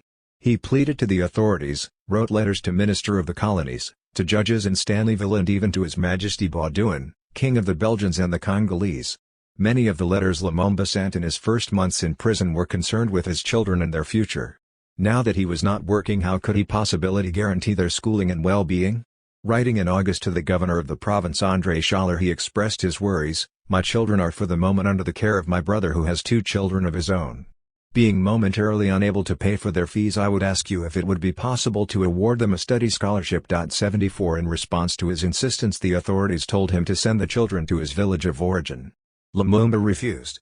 He was determined that they could continue their education in a European school, where they could learn French and Western culture. In the village, their uncles and aunts would inculcate them with traditional customs contrary to the principles of European civilization in which I want to raise them. If destiny has sadly separated me from my children just when their age demands serious care and attention to their moral education, I ask the government of my country if it can look after the future of these registered children. 75. As a result of Lumumba's persistence, his children eventually received a grant and were able to continue their education in Stanleyville. The apartheid divisions of the Belgian Congo continued in prison. As a registered Evolu, Lumumba received European privileges. The prison exemplified the idiocy of Belgian racial rule. There were distinct privileges for those Congolese who had passed the tests. Imprisoned Congolese who had been officially registered were given toast, jam and butter for breakfast and European meals for lunch and dinner. They could receive visitors, post and books, and were given clean rooms. It was in prison that Lumumba started to develop a critique of Belgian colonial rule. Before the arrival of the European, no one had ever been detained in prison for a period of years or for the whole of his life. Offenders were punished expeditiously, and these old methods had a greater effect than the European methods. Our people have never known the outbreaks of offenses which are prevalent in the Congo today, and this trend is continually increasing. Can it be that colonization has led to a loosening of standards? 76. Lumumba could do the 2 things in prison that he was passionate about: read and write. The letters that he wrote concerning his case showed how he had mastered legal terms and the intricacies of colonial law. Although he was forbidden from publishing articles while in prison, he managed to publish under the pen name Boniface Lupaka. But Lumumba's main activity for the first 5 months was writing his only book, The Congo Land of the Future. Is it threatened? Le Congo Terre d'Avenir est-il menace? By December 1956 he had almost finished the book and wrote to the official publicity office, Office de Publicité, in Brussels, asking if they would be interested in publishing it. In a letter to the official state publisher, he explained the aims of the work: to convey the ideas and aspirations of the Congolese people on various economic, social and political problems which are of particular concern to them, and on the solution of which, a happy solution, I hope, depend the future of the Congo and the success of Belgium's colonial mission, for the Belgian colonial mission has become the joint mission of Belgians and Congolese. 77. Several weeks later he received a request from the publisher to tell them something about himself. He wrote one of the few autobiographical notes known: "For more than 6 years I have been publishing articles dealing with the various social strata of the native population. Self-taught, I have never stopped learning. At present I am studying law, philosophy, economics, social science, and administration. With regard to my family, I now have 3 children, of whom the 2 older attend school along with European children at the Stanleyville Royal Athenaeum. 78. The publicity office sent the manuscript for review. The reaction of one reviewer was vicious. The reviewer found the work to be a mix of cunning and naivety, of verbiage, and mad demands. Strangely, for a book that is noted for its moderation, the reviewer criticized its radicalism. The author wishes for nothing less than the equality of whites and blacks in every respect. As for the style, it will have to be seriously corrected. It is often in the style of the little Negro '. 79 Finally Lumumba abandoned plans to get the book published. Lumumba's 1956 book is a curious study.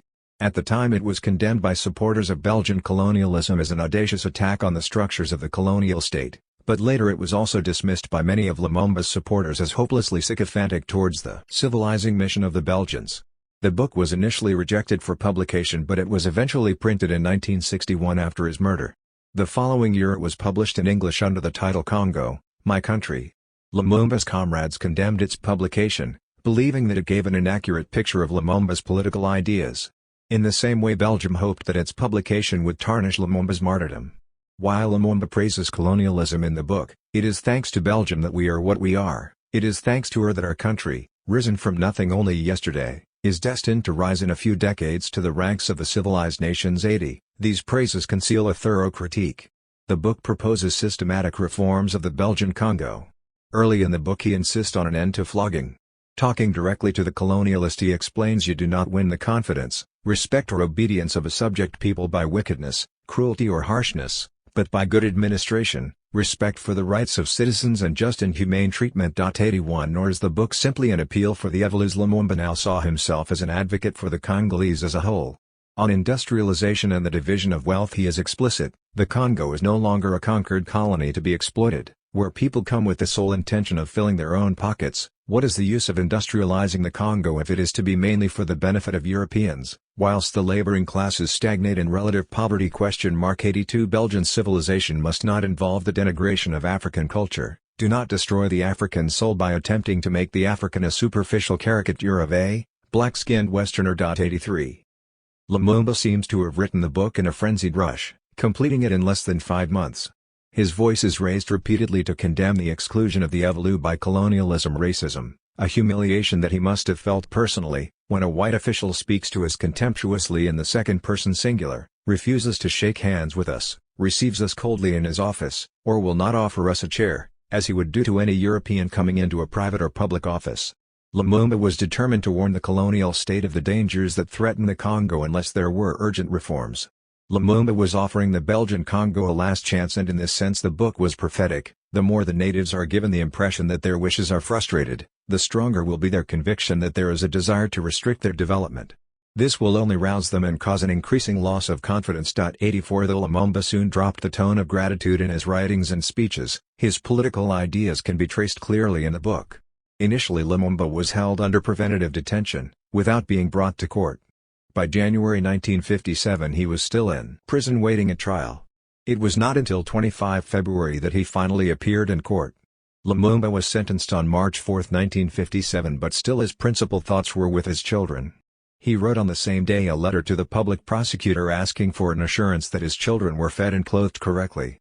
Sometimes the letters Lumumba wrote caused fury and indignation among colonial bureaucrats, irritated no doubt by Lumumba's eloquence and confidence.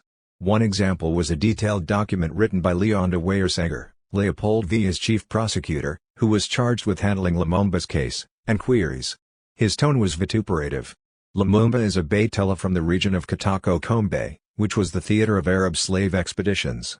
It is in this region of the Congo that Belgium endured the hardest battles in the anti-slavery campaign, where a large number of our countrymen paid with their blood for the liberation of the natives. Without our presence in the Congo, what would Lumumba be? But if he owes the state for not being a slave, he also owes it for this education, this training which he boasts and that has been lavished on him completely free. 85 This is revealing. For the naked anger that it displays at the insolence of a liberated native, and as an example of the racism that existed in the Belgian Congo. Lumumba was, according to Weersager, simply a Baytella native. White officials were convinced that the colonial mission had delivered Africans from slavery and barbarism, at the expense of white lives.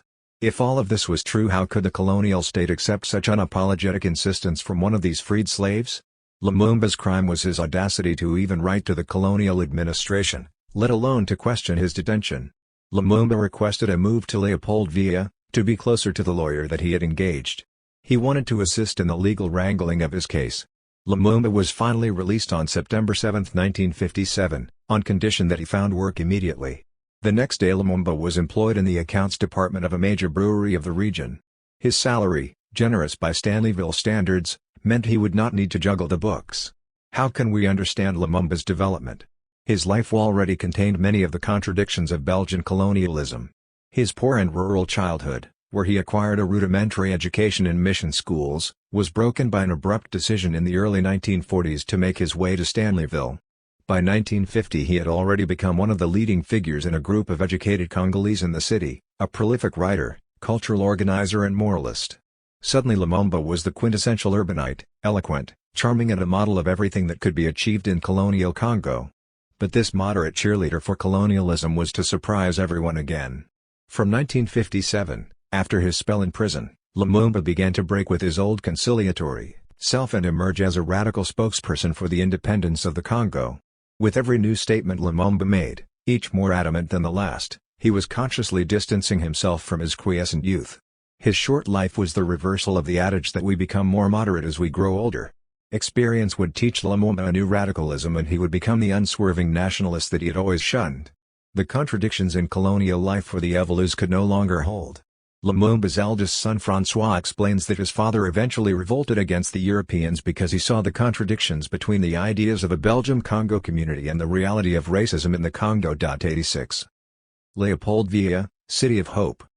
While Lumumba had been in jail, important changes were taking place in the Congo. Seemingly invulnerable to resistance, the whole structure of the colony caved in with remarkable speed. In 1955 Antoine van Bilsen, a Belgian professor, had seen independence in the distant future. His plan envisaged a 30-year transition to full independence for the Congo. Congolese and Belgian officials were told to look on the colony as a community linking two people, working together for the civilization of Africa. Events in Leopoldville, Lumumba's new home, would crush these hopes. The Congo was a boom economy. Copper prices rose by 26% between 1950-3. Forbes magazine in 1952 praised the Congo, commenting that it was an investor's paradise. A survey of dozens of Belgian companies operating in the Congo revealed massive profit rates between 15% and an extraordinary 21%. 87 As we have seen, this expansion saw the contradictory growth of a new class of educated Congolese, who increasingly made demands on the state, but it also led to the determination by Belgium to hold on to the Congo at all costs. Beer and politics in Leopoldville. Life in Stanleyville was over for Lumumba. It was the site of his extraordinary rise to prominence, but also of his falling prey to petty jealousies and intrigue. He saw his life and the possibility of resuscitating his future in the capital. Politically, Leopoldville had been transformed by the Plan de 30-year plan, which envisaged independence after a long period of education and training for the Congolese. One political organization, the Alliance des Bas Congo, ABACO, was now leading a political struggle in the open. Leopoldville, after the claustrophobic restrictions of Stanleyville, must have been a revelation. Here there was far more contact between black and whites, trade unions were organizing confidently and there was a higher level of political discussion. The very day that Lumumba left prison he was taken by a white friend to different European bars, where he danced with Belgian women. The atmosphere in the capital was dramatically different from the rest of the country. Before long Lumumba made contact with the most important movers and shakers in the world of Leopoldville's politics. He met people who he had known before only by reputation. Many of these people were going to be caught up in the maelstrom of events leading up to independence. This included two important Josephs, Ilio and Mobutu. The latter he met for the first time in the office of the newspaper The Future, L'Avenir. He made a strong impression on Lumumba. He spoke excellent French and soon became one of Lumumba's most loyal supporters. Mobutu admitted years later that he had fallen under the spell of Lumumba's idealism and was educated in Lumumba's school. 88 The former, Ilio, became one of the founders of the Mouvement National Congolais, MNC, that would help lead the struggle to independence. He was also an important member of the Evolus community in the capital. Lumumba immediately forced himself onto the political scene of the capital. Michel Junga, a friend of Lumumba at the time, recalled his sharp intelligence. He read a newspaper in a flash. He was informed on everything. 89. Lumumba's new job was with the brewery Bracongo, and it became a vital element in his political development. Established in Leopoldville since 1953, the brewery produced the beer Polar. Although Lumumba was first employed in the accounts department, within a year he had become the director in charge of promoting the beer. This was the first time a Congolese had occupied such a high position in the company. Competition between two beers divided the city. Primus, still drunk in the Congo today, was produced by Berlima. Lumumba received a salary of 25,000 francs, 5 times the salary he had earned in Stanleyville. Despite being a teetotaler, Lumumba was the perfect choice for the job. In his new position he used his talents of oratory to persuade people to switch from primus to polar. He rapidly learnt the language of the region, Lingala. But the work was vital in that it allowed him direct access to a wider public, and certainly communities far larger and more representative than the narrow world of Evolú politics. As part of his new job he would visit bars in African neighborhoods. Some of the largest and most important of these bars were the Congo Bar and the Muyum Bar. He even managed to create associations of drinkers dedicated to the promotion, and consumption, of the beer, Amos Polar, Friends of Polar, and Papa Polar for men and Maman Polar, Mother Polar, for female drinkers of the beer. Bars, beer and politics were the heady mix through which the idea of independence was spread in the capital. Lumumba made the most of the new job to spread his political creed. According to one account, the publicity budget served as his political budget. '90 This bar politics, often expressed through the War of the Beers of the late 1950s in Leopoldville, was described by a white colleague of Lumumba's. The Belgian authorities never understood that the true opinion of the indigenous masses were formed in the evenings in the bars of the Cité, African neighborhoods, and not around tables at conferences in Brussels or Leopoldville. 91. Lumumba was elected president of the MNC on October 10, 1958, a party that sought a national reach and was going to become the instrument in which he would be elected prime minister in June 1960. But moves to create a national political movement predate Lumumba's arrival on the political scene in Leopoldville. Joseph Filio, as early as August 1956, had attempted to build an organization that was also to be called the Mouvement National Congolais. But the formation of political parties was still highly controlled. To form a political party, the proposed leadership had to present itself to the authorities and nominate a white advisor. There was no tradition of political organization. In 1958, Belgian parliamentarians established a working group, Groupe de Travail, to gauge the aspirations and opinions of black and white people living in the Congo. The group represented both a change of thinking among certain people in Belgium, it was some sort of advance that the group was even constituted, and the absurdity of this exercise in consultation. While the opinions of certain high-ranking whites in the colony were taken, there was no serious attempt to engage the Congolese. For many Congolese the group was a bitter joke. How could a group that did not have any Congolese members be anything other than an insult? While it expressed the awakening in the metropolis towards a notion of political change in the Congo, the working group symbolized the continued arrogance of Brussels. But it did have one beneficial effect: it radicalized opinion among the Evolus and an increasingly militant urban population. On August 26, 1958, in the midst of the so-called consultation and 2 days after General Charles de Gaulle made a speech in Brazzaville saying that he would offer independence to those under French rule in Africa, 16 prominent Congolese activists issued a petition praising the decision to decolonize the Congo but condemning the working group. When the MNC was formed, it pledged to fight against all forms of separatism and to obtain, within a reasonable time and through negotiation, independence. Many of the main players of Congolese nationalism signed the declaration: Cyril Adula, Joseph Filio, and Patrice Lumumba. Cyril Adula had an interesting past. He was one of a few Congolese who had been able to complete his secondary education. He worked as a bank clerk and had recently helped organize the first Congolese trade unions. Lumumba was elected president, Adula and Gaston Diame vice presidents. But one notable absence was the signature of Joseph Kasavubu. He had refused to sign the petition in August and regarded the founding document of the MNC as far too moderate. His organization ABACU issued their own call for immediate independence 1 week after the foundation of the MNC, advocating the nationalization of large companies. Kasavubu, now middle-aged, had been a seminary student, and he shifted between forms of regionalist and national organization. Sometimes he made radical statements calling for immediate independence, but frequently he appeared as a champion of regional identities. So, for example, in the 1940s, he had argued that the future ownership of the country should be in the hands of the Bay Congo, those he regarded as descendants of the pre-colonial Congo Empire, rather than the nation as a whole. For years ABACU was seen much more narrowly as an organization simply for the promotion of linguistic identity and a glorified social club. Lumumba's election to president of the new organization was a surprise to many.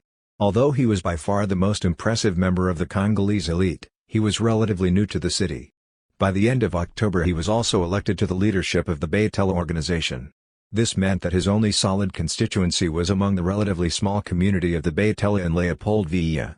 But despite his relative obscurity, Lumumba succeeded in imposing his character and vision on the MNC. When it came to the question of whether independence should be immediate, there were some important divisions. Kosovo's call for independence, and his demand for nationalization, was regarded by many of the ethnic affiliates of the MNC as far too radical. Lumumba did not necessarily share these reservations, but he did see the importance of holding the organization and its potentially divisive membership together. If this meant that occasionally he had to hold his tongue, then so be it. In April 1958, Kwame Nkrumah of Ghana had held the first African Conference of Independent African States in the capital of the newly independent state of Ghana in West Africa. Nkrumah made the decision that by the end of the year another conference, again in Accra, would be held, but this time bringing together the political leaders of those states still under colonial tutelage. Lumumba and 2 other members of the MNC were invited to attend the conference. The event was titled the Sixth Pan-African Conference. Lumumba obtained his passport, limiting him to attend in a personal capacity and as a simple observer. Like all serious political animals, Lumumba ignored the visa stipulations, and as representative of the MNC he made one of his most celebrated speeches at the conference on 11th of December. He began by speaking calmly about the situation in the Congo, informing those present about a colony many knew nothing about. Lumumba also spoke of the 2-month-old MDC that was fighting for a democratic and independent Congo. But when he turned his attention to the conference, he did not attempt to hold back. This historical conference, which brings us in contact with qualified leaders of all the African countries and the entire world, reveals one thing to us: in spite of the frontiers that separate us, in spite of our ethnic difference, we have the same conscience, the same soul which bathes day and night in anguish, the same wish to make the African continent independent, free of uncertainty, fear of colonial domination. 92. Lumumba met members of independent states and formed a close bond with the host President Nkrumah. He discussed tactics with delegates from the Front Libération Nationale of Algeria. The Congolese members also had meetings with Chinese and Soviet delegations, who expressed a keen interest in their struggle and offered their support in helping to rid the country of their colonial masters. Africa was a continent of optimism. The conference in Accra reflected this hope. Although only a few countries on the continent had actually achieved independence by 1958, there was a firm sense that the continent was being buffeted by an irreversible wave of independence. This liberating breath, as Lumumba had put it in his address on 11th of December, was felt in the conference halls in Accra, but also in every area of political life across the continent. 93 Africa was not the continent of troubled governance or wars but of political liberation. Viewed from Accra, nothing could stop the progress of African freedom and independence, and Africa seen from elsewhere in the world was perhaps the greatest hope for radical transformation. The buzz of political discussion, the exchange of strategy and tactics between members of different national liberation movements, and the celebration of victories made the conference a place of intense expectation and excitement. Lumumba was transformed by the experience. The conference made a difference to his thinking. As Ludo de Witt explains, it helped him to develop a Pan-African view which influenced his international perspective, the necessity of helping other liberation movements in Africa. 94. But these ideas were not entirely new to Lumumba. In his 1956 book he had declared that nationalism was a natural state which binds the individual to the soil of his country, which inspire him to deeds of heroism for its defense. A man without any nationalist tendencies is a man without a soul. 95. Within days of his return from Ghana, the first public meeting of the MNC was held on 28th of December. The meeting was the first public baptism for the organization, and it resounded with the radical energy of the Accra Conference. Up to 3,000 people were said to attend, some saying that as many as 7,000 were present. Lumumba was no longer the grateful subject of the Belgian Congo. Independence must not be considered a present by Belgium. On the contrary, it is a right that the Congolese people have lost. 96 If Kosovo had been regarded as the radical voice of immediate independence, then Lumumba soon overtook him. Lumumba was consumed more than ever by political activity and had no time to sell beer. At the beginning of 1959 he resigned from his position at the brewery. Although only 18 months away from independence, it is interesting to note that Lumumba was unique among the founding members of the MNC to do this. The others pursued their careers, making time in the evening and weekends for political mobilization. Politics had been a hobby of the educated class, many wanted it to remain so. Perhaps Lumumba saw further than the others. Jacques Nines, who knew Lumumba, argued that he lived only for political ideas, for the country and for the achievement of independence of the Congo. 97. Towards independence. The years 1959 and 1960 showed all the signs of radical upheaval: demonstrations, rioting and political discussion, a sense of expectation and hope, and the collapse of old relationships. These changes were not limited to narrow circles of Congolese men who had been promoted by the colonial state. Tens of thousands of ordinary Congolese began to contemplate independence and freedom for the first time. These were the years of Congo's revolution. One major event that helped to stimulate these upheavals was the rioting in Leopoldville on January 4, 1959. Officially 49 people were killed, but many Congolese put the number closer to 500. A legal demonstration had been called, but the police intervened to disperse the crowd. This led to fighting between the authorities and the demonstrators, resulting in the destruction of symbols of European power, shops, cars and mission schools. In the aftermath of the riot, the commanding officer of the Force Publique, General Emile Janssens, was unrepentant. "We killed them because they were thieves, because they were pillagers. If they don't keep quiet, we are ready to recommence the sport." 98 Europeans who had lived in the Congo, for years their private paradise, were overwhelmed with fear. The Congolese, for whom nothing would remain the same, determined to challenge colonial brutality. Europeans retreated further into their wide enclaves, some even pressing for a military takeover of the colony. The Belgian government learned the lesson: they must prepare for a rapid withdrawal from the Congo if they were to prevent further radicalization. The reaction of the MNC to the rioting was to send a telegram to the Belgian parliament demanding that they send a commission of inquiry to investigate the causes of the bloodshed. The rioting and the repression that followed actually left Lumumba and the MNC almost the only political force in Leopoldville. Kosovo-Abaco was dissolved by the authorities and its leading members arrested. But the MNC, though recently radicalized by the experience of the Pan-African Conference in Accra, still preached reconciliation, condemning both the repression and the rioting. In an interview in mid-January, Lumumba expressed the MNC's firm commitment to total independence, but with the understanding that a period of transition was necessary to prepare the Congolese for the heady tasks of government.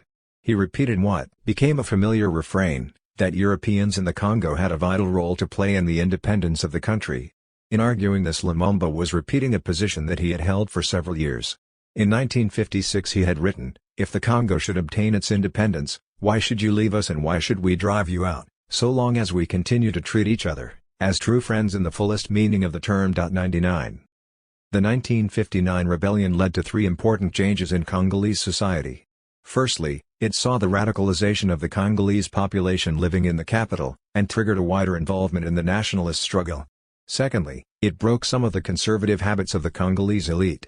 Prior to the rebellion, the attitude of the Evolus centered on a determination to work within the colonial administration and win certain modest reforms for themselves. Suddenly another path opened up, the possibility of orientating a political program towards the Congolese population. While the MNC might have continued to preach reconciliation and social peace, the effect of the rebellion on Lumumba was clear: he was further radicalized. Lastly, the rebellion had a devastating effect on the Belgian royal family. As de Wits explains, the Belgian royal family, which had a very strong ideological grip on all the colonialist structures, became scared. They realized that if Belgium wanted to hold on to the Congo, they had to respond to that radicalization. A few days after the rebellion of Leopoldville, the Belgian king was the first to mention the necessity of bringing a kind of independence to the Congo. And this declaration broke the spirit of all the hardline colonists. 100. Perhaps for the first time the political scene shifted from the besooted, well-organized and respectable members of the Evolus and their associations. Now the political center of gravity could be found elsewhere, and not just in the capital. This lasted until 1960. In many rural areas, the general questioning of colonial structures meant that villagers refused to pay taxes. New branches of Abaco sprang up throughout Lower Congo. Collections were made for those arrested on protests or for families who had lost loved ones. The entire colonial project that had been intact for generations unraveled. Hébert Weiss described the collapse of colonial authority. Suddenly people starting to express themselves with renewed confidence for the first time. Belgian-Congolese relations developed into a sort of game where the Congolese would test Belgian reactions with ambiguous attacks on authority, which if successful constituted a moral victory for the assailant, but if resisted would prove difficult to punish or even to define in legal terms. For instance, people refused to appear for the census, or mothers refused to appear with their children for medical examinations, or they asked that they be paid for bringing their children on the argument that the Belgians would not have insisted on doing this all these years if it did not bring them some advantage. Pregnant women also refused to be examined unless they received payment. There were also more subtle attacks on authority. People would no longer stand at attention when addressing administrators, they would be conspicuously slow in responding to questions put to them, and any incident would be immediately magnified. Thus a quarrel between a mission driver and a local villager, which would have been stopped previously by a stern word from a European nun, now would mushroom, and on occasion end with the pelting of the mission truck. 101. By the end of 1959 the colonial relationship of servant and master, that had seemed so solid a year before, had almost completely broken down. The same collapse was experienced across the country. At the end of October 1959 in Stanleyville the governor wrote in his journal. Sunday. 2 incidents. Local games had been organized in front of a hotel in town for children irrespective of race. The atmosphere rapidly deteriorated, swarms of young black men destroyed the barriers that had been erected. It was necessary to stop the games. Frustrated, kids took out their anger on the furniture, breaking chairs, turning over tables. Another incident, a telephone call informed me that in the evening a European driver had hit a Congolese girl. Immediately the temperature rose. The police intervened, but they had to withdraw under a shower of stones and bottles. Finally, the gendarmerie stabilized the situation. 9 policemen have been injured. 102. Taxes were not paid, summonses to appear in the native courts were ignored, the local judges refused to work in their own courts, and no notice was taken of colonial land regulations. For a time native authorities, so carefully developed and nurtured by the colonial government, melted into thin air. 103 What Lumumba had written from prison 3 years previously was much truer now. The Congo is waking up. Her sons are emerging from their age-long sleep and trying to clear a way out into the light of day. 104. The MNC was not hegemonic on the political scene. Members left and new political formations were born. There were also political groups that had become more radical. Alphonse Mvulu, who had been one of the founding members of the MNC, left the organization in April 1959 to create with members of Action Socialiste the Party of the People, an explicitly socialist group. With the colonial authorities accepting the idea of independence, Mvulu was of the opinion that the MNC had already fulfilled its historical mission. The organization should be dissolved and its members must join the ranks of the socialists, the only program according to Mvulu capable of leading the country to real independence and progress. One of the more radical political parties to emerge was the Parti Solidaire Africain. Leading members of the PSA were Antoine Gizenga and Pierre Malele. Similar to the MNC, the PSA was led by members of the Evolus. The National Central Committee and National Political Bureau in January 1960 were made up of teachers, bank or government clerks and medical assistants. But the party was changing. By early 1960 the party was beginning to base itself in the rural areas, among a completely different class of Congolese. These organizations, many explicitly socialist, exerted an important influence on the Congolese elite in the capital. Building the party. On January 13, 1959 the Belgian king gave a national address responding to the riots. On the same day the conclusions of the farcical working group the previous year were announced. The report had been submitted to the new Minister of the Colonies Maurice van Hemmelrijck in December. One conclusion was very significant. According to the report, a large number of those consulted expressed a desire for internal autonomy. The announcement explained that as a result Belgium would begin an exercise in universal suffrage. Coached of course in words of dreadful condescension, the report continued that the inhabitants of the Congo would in this way become capable of administering themselves. To put this project in place, Van Hemmelrijck arrived in the Congo soon after the declaration. On 17 January he was received by a delegation of the MNC led by Lumumba. They expressed their agreement with the declaration of the Belgian government, but only as a first step. The MNC wanted to see a legislative council emerge after proposed elections in December, when it would have real representatives of the people. Lumumba rose on the tide of radicalism sweeping the country. By the end of March his tone changed again and he demanded from Belgium an exact date for independence. Lumumba told a reporter at the time that the MNC had 58,000 members.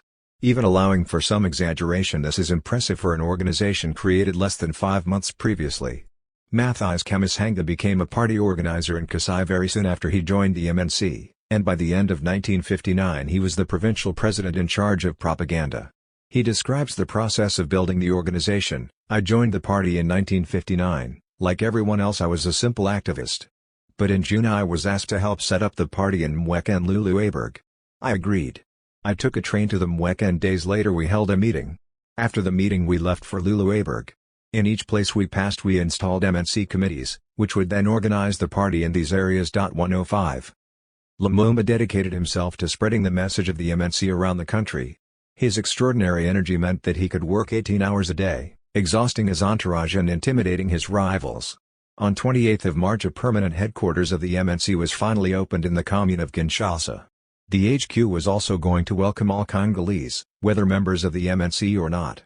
Where everyone, no matter their specific political allegiance, could help build a movement, answer the telephone, write a letter or offer advice.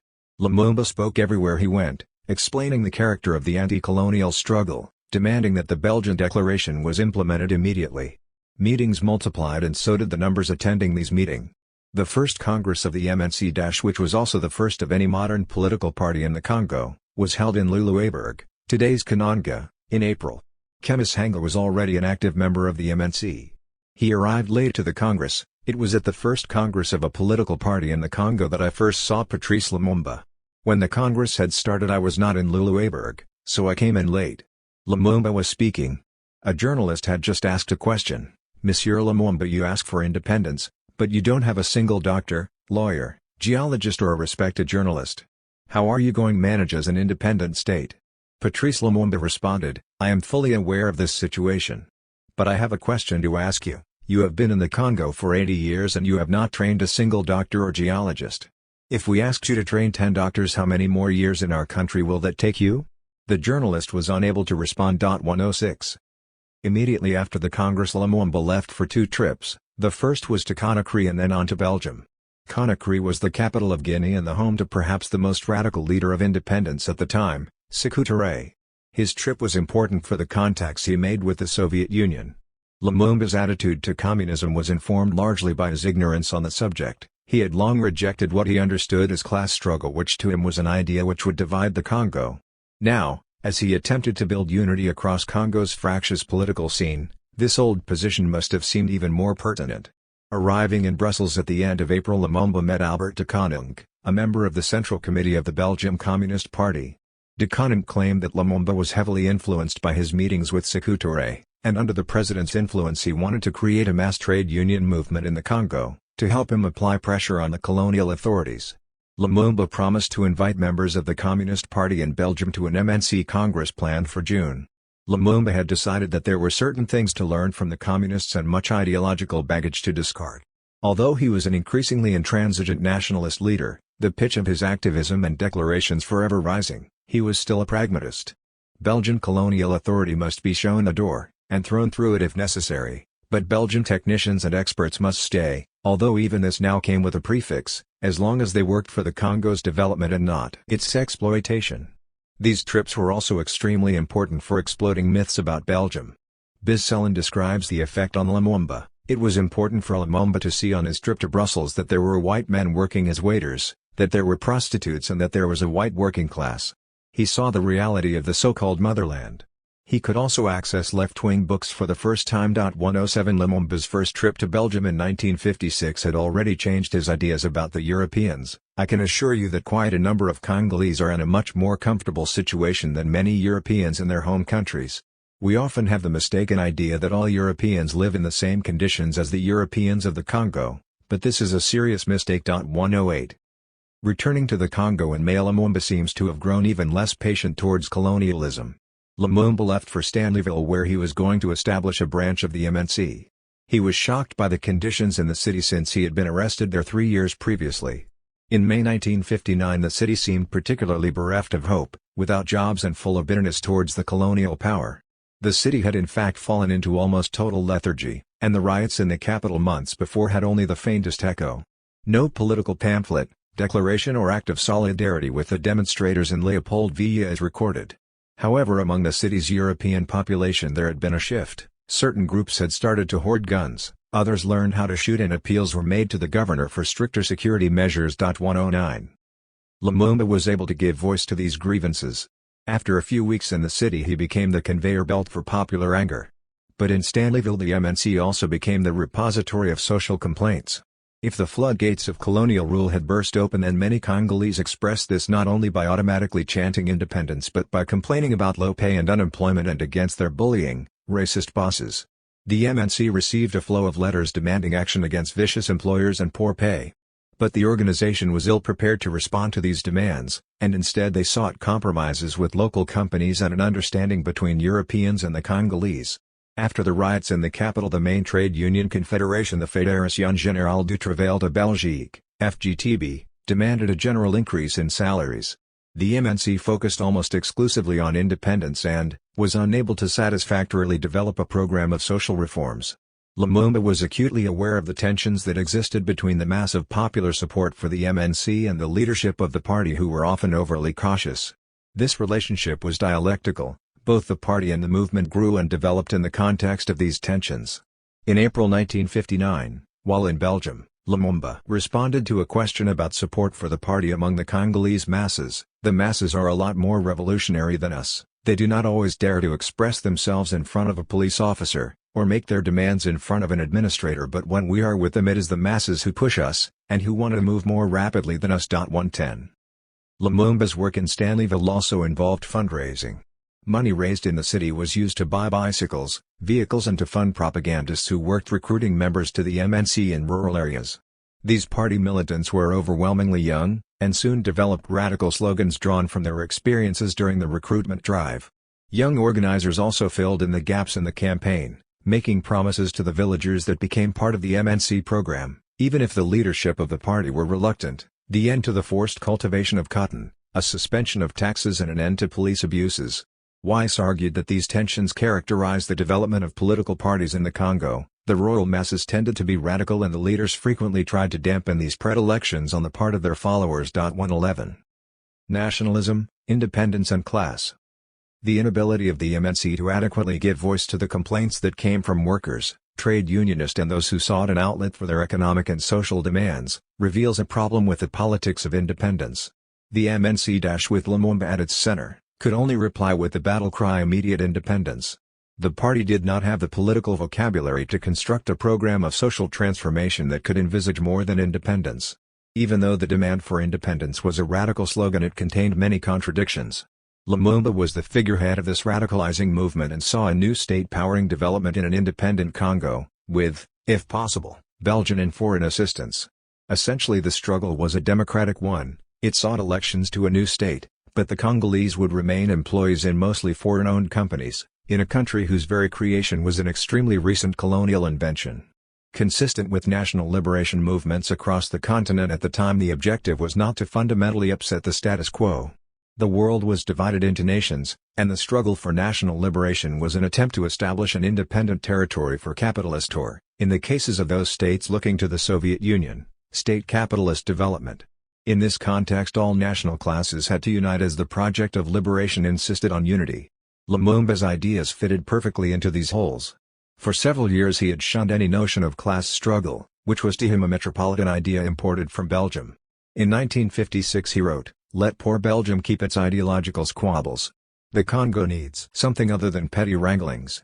Let us all unite, Catholics, liberals, socialists, Christians, Protestants, atheists, to achieve real peace in this country." On socialist ideas he was dismissive. "Our country has much greater need of builders than of squabblers, pamphleteers and purveyors of communist slogans." 112 His position on many things changed, but on these questions it did not. An independent Congo must remain united. One easy way of arguing for unity in a society divided by class, was to deny the very existence of classes. For Lumumba, in his rhetoric at least, the class struggle simply did not exist. There was no serious attempt to organize among trade unionists, or to build a political project on the ability of workers in the rural masses to destabilize the colonial economy, through strikes and occupations. The resting place for the independence struggle was in the nation-state, which occupied a space in a fiercely competitive world system. This much Lumumba knew. He understood that the real battle to build up the Congolese state would come after independence. In preparation he explained that the Congolese would have to tighten their belts. Lumumba was beating a familiar drum. "Tomorrow, it is work. We must redouble our efforts. We must drink 1 bottle of beer in place of 2, we must mobilize ourselves to create a national economy." 113. Other nationalist leaders had discovered that once independence had been won, old repressive and colonial structures would have to be used to maintain the fiction of class unity. Lumumba's contemporary Frantz Fanon could see the dangers inherent in the African national liberation struggle. He explained how the national bourgeoisie, the Congolese evolue, degenerates after independence into the exploiting class that they had supplanted. He wrote how the class of nationalist leaders becomes a sort of little caste, avid and voracious, only too glad to accept the dividends that the former colonial power hands out to it. 114. The struggle for economic growth, and the accumulation of mining capital in the Congo, would force the new elite into an exploitative relationship to the poor and working class as the only way of powering development. In the new nations emerging on the continent, this is exactly what happened. Colonial oppression of the poor continued after independence under the fiction of class harmony, or for those so-called radical states, African socialism. The result was, as John Molyneux explained, the seemingly radical, fluid structures of the nationalist revolution settle into the Stalinist mold of the bureaucratic one-party state. 115. Fanon, observing at close hand the struggle for Algerian freedom, described the process that transformed national liberation into the curse of independence, and the colonial power through its immense resources of coercion condemns the young nation to regression. In plain words, the colonial power says, "Since you want independence, take it and starve." 116. The Congo was caught in this vice, between a cowardly Evolue and the limitations of national development in the post-colonial world. The MNC splits. Lumumba was used to being the target of envy and jealousy. There were serious rumblings in his own party. He was accused of vanity, congenital narcissism and mad personal ambitions. Joseph Ilio, a co-founder of the MNC, began to orchestrate Lumumba's removal for crimes of vanity. Ilio led a split in July 1959, which was described as the revocation of Lumumba's presidency. He took with him most of the leading members of the organization. But it was a split without any popular backing. The membership stayed with Lumumba. Lumumba did not waste any time and he sought to build the MNC, which now came with the post-fix Lumumba. The two factions, both calling themselves the MNC, organized separately, recruited members and held separate congresses. In October, congresses were held by the two factions almost simultaneously, Lumumba's in Stanleyville and Ilio's in Elizabethville. Albert Kalonji, recently released from prison, briefly tried to reconcile Lumumba with the group assembling in Katanga. Kalonji was an important player in Congolese politics. He had been born in 1929 and educated in a Catholic mission and then trained and worked as an agricultural assistant for the colonial state. He became involved in the journal Présence Africaine, and in the late 1950s attended cultural and political events in Brussels and Paris. As a founding member of the MNC with Lumumba, he spoke from the left, condemning colonialism in increasingly hysterical tones and declaring that the USSR would come to the aid of the Congo. In August 1959 he was arrested for inciting a strike and having distributed a seditious publication. Having failed to reconcile Lumumba and Ilio, he turned up in Elizabethville and was elected president of the MNC. But the MNC Kalonji was an empty shell. In Leopoldville its base had more or less disintegrated. Its leading figures, Ilio and Ajula, had done nothing to build the organization. As president of the rival faction of the MNC, Kalonji started to organize in the Kasai among the Baluba. The abandonment of once loyal comrades must have induced a certain dizziness in Lumumba. Lumumba understood what these splits really meant, writing in January 1960, I advocate unity, the Kalonji, and Ilio advocate division. From the moment of its formation in October 1958, the MNC opted for unity. At the conference held in April 1959 with different political parties in Luluaburg, we affirmed this position. The entire doctrine of the MNC is based on the unity of the Congo. 117. For most members of the Evolue, political parties were seen as a method for controlling resources and accessing wealth. With the first disagreement, people left and formed new organizations. Even Lumumba, who was a leader with an impressive ability to mobilize and to speak, had only started to build a political party. Bisselin argues that most of the political class was minor clerks and intellectuals eager to mimic the white man. They could see that the colonists were leaving and they wanted to take their place. Parties were identified as the tool for securing positions in a new state. The tragedy for Lumumba was that he had no real organizational structure to defend him in 1960.118. Lumumba's second arrest. Promises issued by the Belgian government at the beginning of 1959 had come to nothing. Lumumba was not alone in doubting the promises of the Belgians. It became clear to him through the course of 1959 that only struggle could free the Congolese. He declared that the MNC would boycott the elections planned for December. The MNC would have to steel itself to organize the fight for independence. Lumumba saw himself and the ideas he espoused in the context of the continent's radical movements for liberation. In the first issue of the new newspaper of the MNC Independence, the pictures of Lumumba, Sékou Touré, and Nkrumah and Kosovo were printed to demonstrate this continuity. Lumumba was developing his politics and organization in a Pan-Africanist mold. To organize the party further, the MNC resolved to hold a congress in Stanleyville in October. Lumumba's address at the closing rally displayed his growing impatience and anger. Dear brothers, no collaboration is any longer possible with Belgium. Dear brothers, we do not pursue any personal ambitions. If we had wanted money, we would not be doing what we are doing today. And now, my brothers, we are asked to vote in December. But for your oppressed brother, who suffers, who wants immediate independence, do not vote. All our women, all our children, the strength of the country, all our energies, we mobilize them in the service of the Congolese revolution. The Belgians have decided. They have established 2 military bases, one in Kamina and the other in Katona. Why all these bases? It is to intimidate us. Belgium will kill us, and that will be in the name of religion and of the civilization that they have brought us. 119. Shortly after the closure of the conference on 30th of October, Stanleyville erupted in rioting. Dozens were seriously injured and 26 killed. These events were not entirely linked. Stanleyville suffered from serious unemployment and growing anti-colonial sentiment, but the MNC had given this discontent political direction. Lumumba was arrested, accused of having worked up the population into a frenzy of anger and disobedience. The governor Pierre Leroy accused Lumumba of haranguing the population of the city on a daily basis. An arrest warrant went out for Lumumba on 30th of October. He hid for 2 days before being found. Round tables. As early as 1956, Lumumba had envisaged some sort of commission made up of Congolese and Belgian officials to discuss the possible autonomy of the Congo. But now, in very different circumstances, a similar idea began to emerge. In Elizabethville, the MNC Kalonji made the demand of a round-table discussion on the future of the Congo. Abaco and the PSA took up the slogan. The new Minister of the Colonies, Auguste Schrijver, announced that a round-table conference would indeed take place, but only after the elections in December. The elections were a source of considerable controversy. Most parties opposed them. The MNC Lumumba had also decided to boycott them. Lumumba believed that they were sham elections to colonial institutions that would only serve to reinforce the colonial state. But in November, the MNC reversed their earlier decision to boycott. The MNC did extremely well. In Stanleyville, the party won 80% of the vote. But the results were uneven.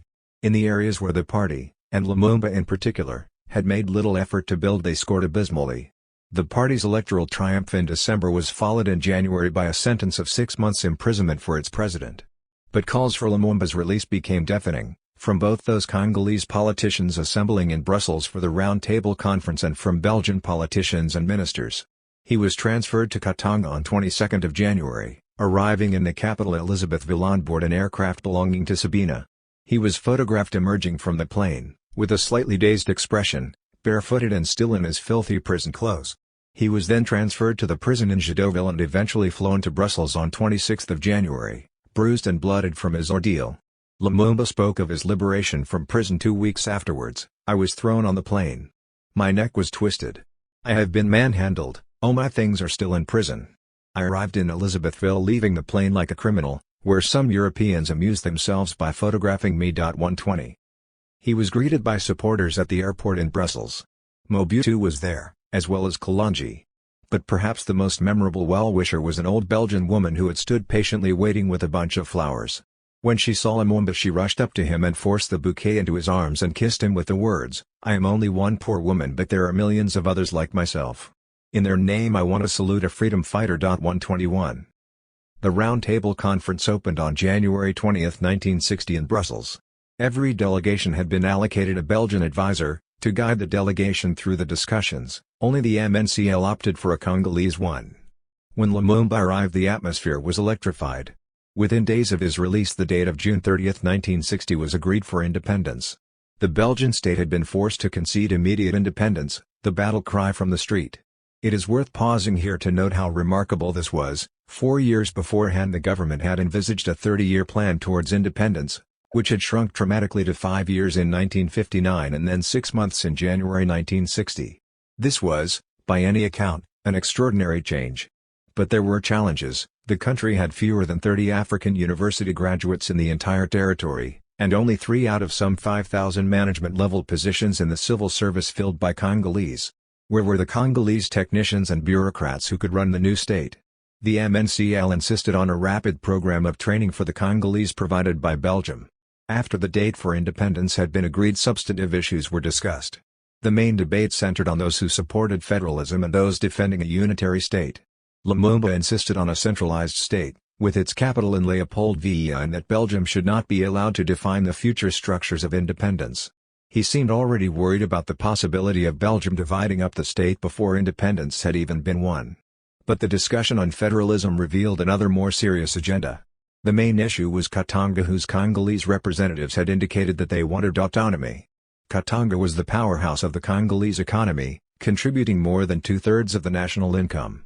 The leading political figure in Katanga was Moise Tshombe. Observer journalist Colin Lugum described him in the following terms: Tshombe, the 42-year-old leader of the Confederation des Associations Tribales du Katanga, Kanakat, was never part of the nationalist movement. In the days of colonialism he stuck close to the Belgians, and had he been as good a businessman as his father, who left him a string of businesses, he would have prospered. But he lost his patrimony and went bankrupt 3 times. However, he never stayed down for long. Like many unsuccessful businessmen, he became a leading figure in the politics of commerce. He was president of the African Chamber of Commerce Association. 122. Tshombe and Lumumba clashed during the round table discussions. Lumumba feared that federalism for Tshombe was a cloak concealing his ambitions to head an independent Katanga at the service of foreign powers. Tshombe insisted that all mineral wealth should remain the property of provincial states and should be controlled, and presumably distributed, by them. Lumumba asked, "What is the purpose of independence, if tomorrow the Congo is ripped apart by us?" 123 Again Lumumba won the day. Katanga belonged to the Congo and the wealth of that province would be controlled by the national state. Lumumba was already clear that Tshombe's federalism was a disguise for separatism. When Tshombe returned to the Congo, he dismissed the conference as useless. However, there were important outstanding issues. The Belgian government argued the question of the 2 military bases recently established in Kamina and Katona and the exact role of the force publique would only be resolved after independence. Despite the arguments, the mood at the conference was positive. Lumumba was still hopeful about a smooth transition to independence which would see the cooperation of the Belgian government. Lugum reported from the conference, "When I talked to Lumumba at the Round Table Conference in Brussels in January 1960, he was still eloquently optimistic about his relations with the Belgians, despite his recent imprisonment and ill-treatment as a prisoner." 124. Lumumba returned to Leopoldville at the end of February with one clear victory already. The Round Table Conference had gone his way. Now his main task was to organize for the elections in May. The Belgians started their campaign against Lumumba. Between May and June, the Belgian authorities were determined to supervise the elections themselves. Directly influencing the national press to warn of Lumumba's alleged communism, they financed rival politicians to ensure that only compliant parties would get elected. Those political organizations that based themselves on ethnic and regional fiefdoms secured funding from Belgium. These loyal ethnic-based parties reflected the pattern of colonial rule since the late 19th century. For Brussels, these parties were the best chance after 1960 for maintaining the Congo as an acquiescent and dependent state. In many cases Brussels' strategy worked. In Katanga, for example, from a total of 325 rural council seats, 276 seats were captured by ethnic or local candidates. 125 But the MNC won through. On the national stage the MNC secured 33 seats, by far the largest number of seats for a single party. On 23 June the first nationally elected government of the Congo was established, with Lumumba's allies taking a clear majority in the 137-member National Assembly. 126. However, Lumumba was compelled to distribute power to his rivals, including Joseph Kasavubu, who became the first president. The result was a coalition government. With independence only days away, the economic outlook was bleak. On the eve of its independence, the government was faced with large current deficits, the flight of capital and the loss of international confidence, because of the events of 1959, meant the new government would come to power with no liquid assets at all. 127 Lumumba urged his supporters to prepare themselves for a long period of hard work. Although Lumumba had seen to what extent Belgium was prepared to interfere in a post-independent Congo, he could have had no idea of the lengths to which they would go to ensure that the country remained under their control. Political elimination. The decision to eliminate Lumumba was made long before his physical elimination in January 1961. It was the explicit, if secret, policy of the Belgian government after the Round Table Conference. Lumumba had aroused the disgust of the Belgian government, colonial administrators and the Europeans still residing in the Congo. But what had he done to earn such enmity? For more than a year before the conference he had become the militant and tireless organizer for the MNC. Moving around the country, Lumumba argued for independence and quickly became strident in his condemnation of colonialism. He no longer proclaimed a Belgian Congolese community or praised the work of colonialism. But his radicalism, so often misunderstood, did not come about from some sudden conversion to communism. Although Lumumba had contact with Soviet embassy officials on his travels, he was no more a communist than the leader of Kanakant, Moise Tshombe. Part of this radicalism came about from his experience of imprisonment in 1956-7. He suffered more from the abuses of colonialism than any other member of the EVLU. However, most of all he was transformed by events in the Congo after his release, and by a growing rejection of the colonial project by workers, the unemployed and the rural poor. Lumumba became the conduit for these popular demands. Lumumba had become the embodiment of the movement for independence. His daughter Juliana comments, "My father's political life lasted just 3 years, he developed with incredible speed. Everything that he finally demanded, immediate independence, he was not the first to demand, but he became the incarnation of independence. He became the representative and the symbol for immediate independence." 128 During Congo's revolution, time became a remarkably fluid concept. Lumumba was inspired by a movement that was developing rapidly around him, and he helped provided it with a voice, slogans and the first outlines of an organization.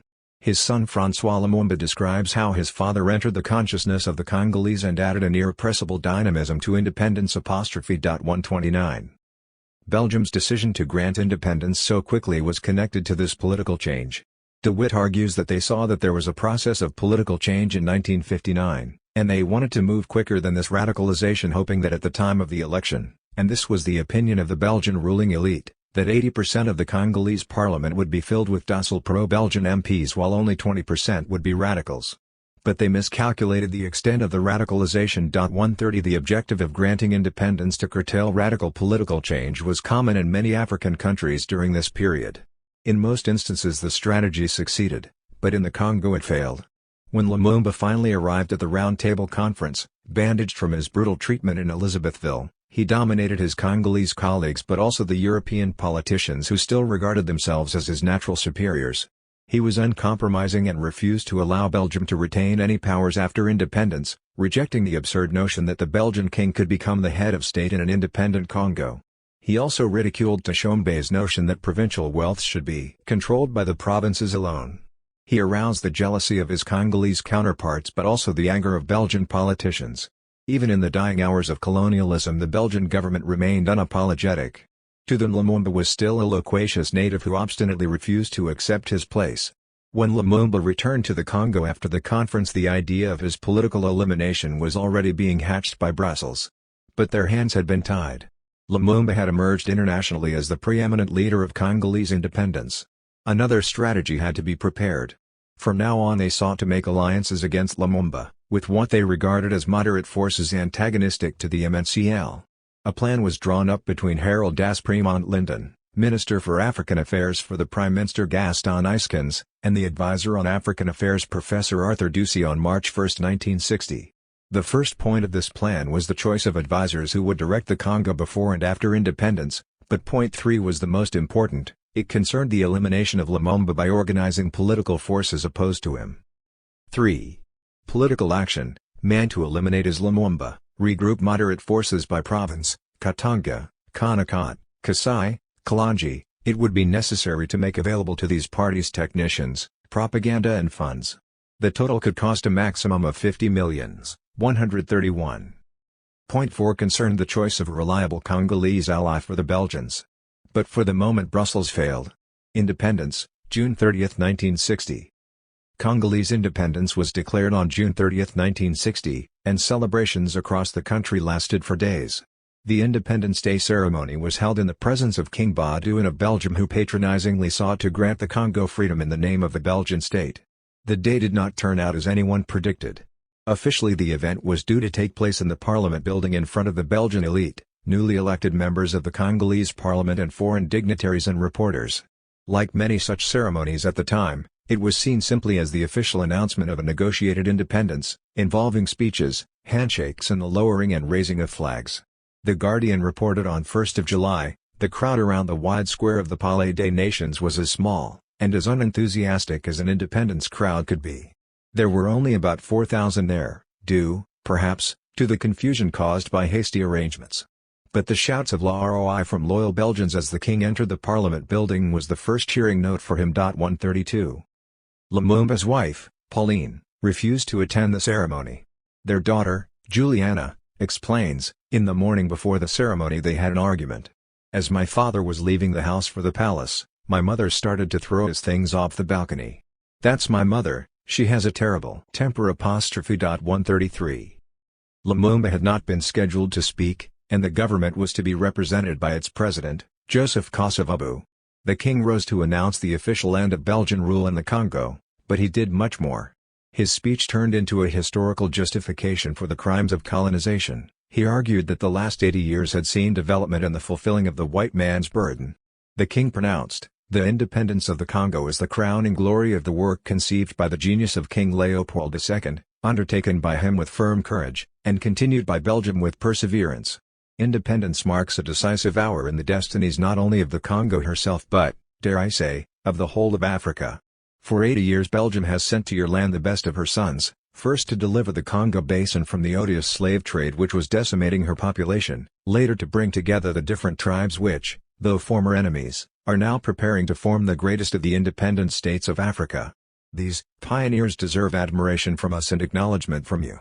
They built communications, founded a medical service, modernized agriculture, and built cities and industries and schools." To compound the insult, King Baudouin continued, "It is now up to you, gentlemen, to show that you are worthy of our confidence." 134. When the king finished there was a respectful round of applause before Kosovo replied, acknowledging the wisdom of the Belgium state. Lumumba followed, fully aware of the significance of the event. Lumumba sorted the pages of his speech that he had hastily prepared the night before. Men and women of the Congo. Victorious fighters for independence, today victorious, I greet you in the name of the Congolese government. All of you, my friends, who have fought tirelessly at our sides, I ask you to make this June 30, 1960, an illustrious date that you will keep indelibly engraved in your hearts, a date of significance of which you will teach to your children, so that they will make known to their sons and to their grandchildren the glorious history of our fight for this independence of the Congo, even as it is celebrated today with Belgium, a friendly country with whom we deal as equal to equal. No Congolese worthy of the name will ever be able to forget that it was by fighting that it has been won. Applause. A day-to-day fight, an ardent and idealistic fight, a fight in which we were spared neither privation nor suffering, and for which we gave our strength and our blood. We are proud of this struggle, of tears, of fire, and of blood, to the depths of our being, for it was a noble and just struggle, and indispensable to put an end to the humiliating slavery which was imposed upon us by force. This was our fate for 80 years of a colonial regime. Our wounds are too fresh and too painful still for us to drive them from our memory. We have known harassing work, exacted in exchange for salaries which did not permit us to eat enough to drive away hunger, or to clothe ourselves, or to house ourselves decently, or to raise our children as creatures dear to us. We have known ironies, insults, blows that we endured morning, noon, and evening, because we are Negroes. Who will forget that to a black one said too, certainly not as to a friend, but because the more honorable view was reserved for whites alone. We have seen our land seized in the name of allegedly legal laws which in fact recognized only that might is right. We have seen that the law was not the same for a white and for a black, accommodating for the first, cruel and inhuman for the other. We have witnessed atrocious sufferings of those condemned for their political opinions or religious beliefs, exiled in their own country, their fate truly worse than death itself. We have seen that in the towns there were magnificent houses for the whites and crumbling shanties for the blacks, that a black was not admitted in the motion picture houses, in the restaurants, in the stores of the Europeans, that a black traveled in the holds, at the feet of the whites in their luxury cabins. Who will ever forget the massacres where so many of our brothers perished, the cells into which those who refused to submit to a regime of oppression and exploitation were thrown? All that, my brothers, we have endured. But we, whom the vote of your elected representatives have given the right to direct our dear country, we who have suffered in our body and in our heart from colonial oppression, we tell you very loud, all that is henceforth ended. The Republic of the Congo has been proclaimed, and our country is now in the hands of its own children. Together, my brothers, my sisters, we are going to begin a new struggle, a sublime struggle, which will lead our country to peace, prosperity, and greatness. Together, we are going to establish social justice and make sure everyone has just remuneration for his labor. Applause. We are going to show the world what the black man can do when he works in freedom, and we are going to make of the Congo the center of the sun's radiance for all of Africa. We are going to keep watch over the lands of our country so that they truly profit her children. We are going to restore ancient laws and make new ones which will be just and noble.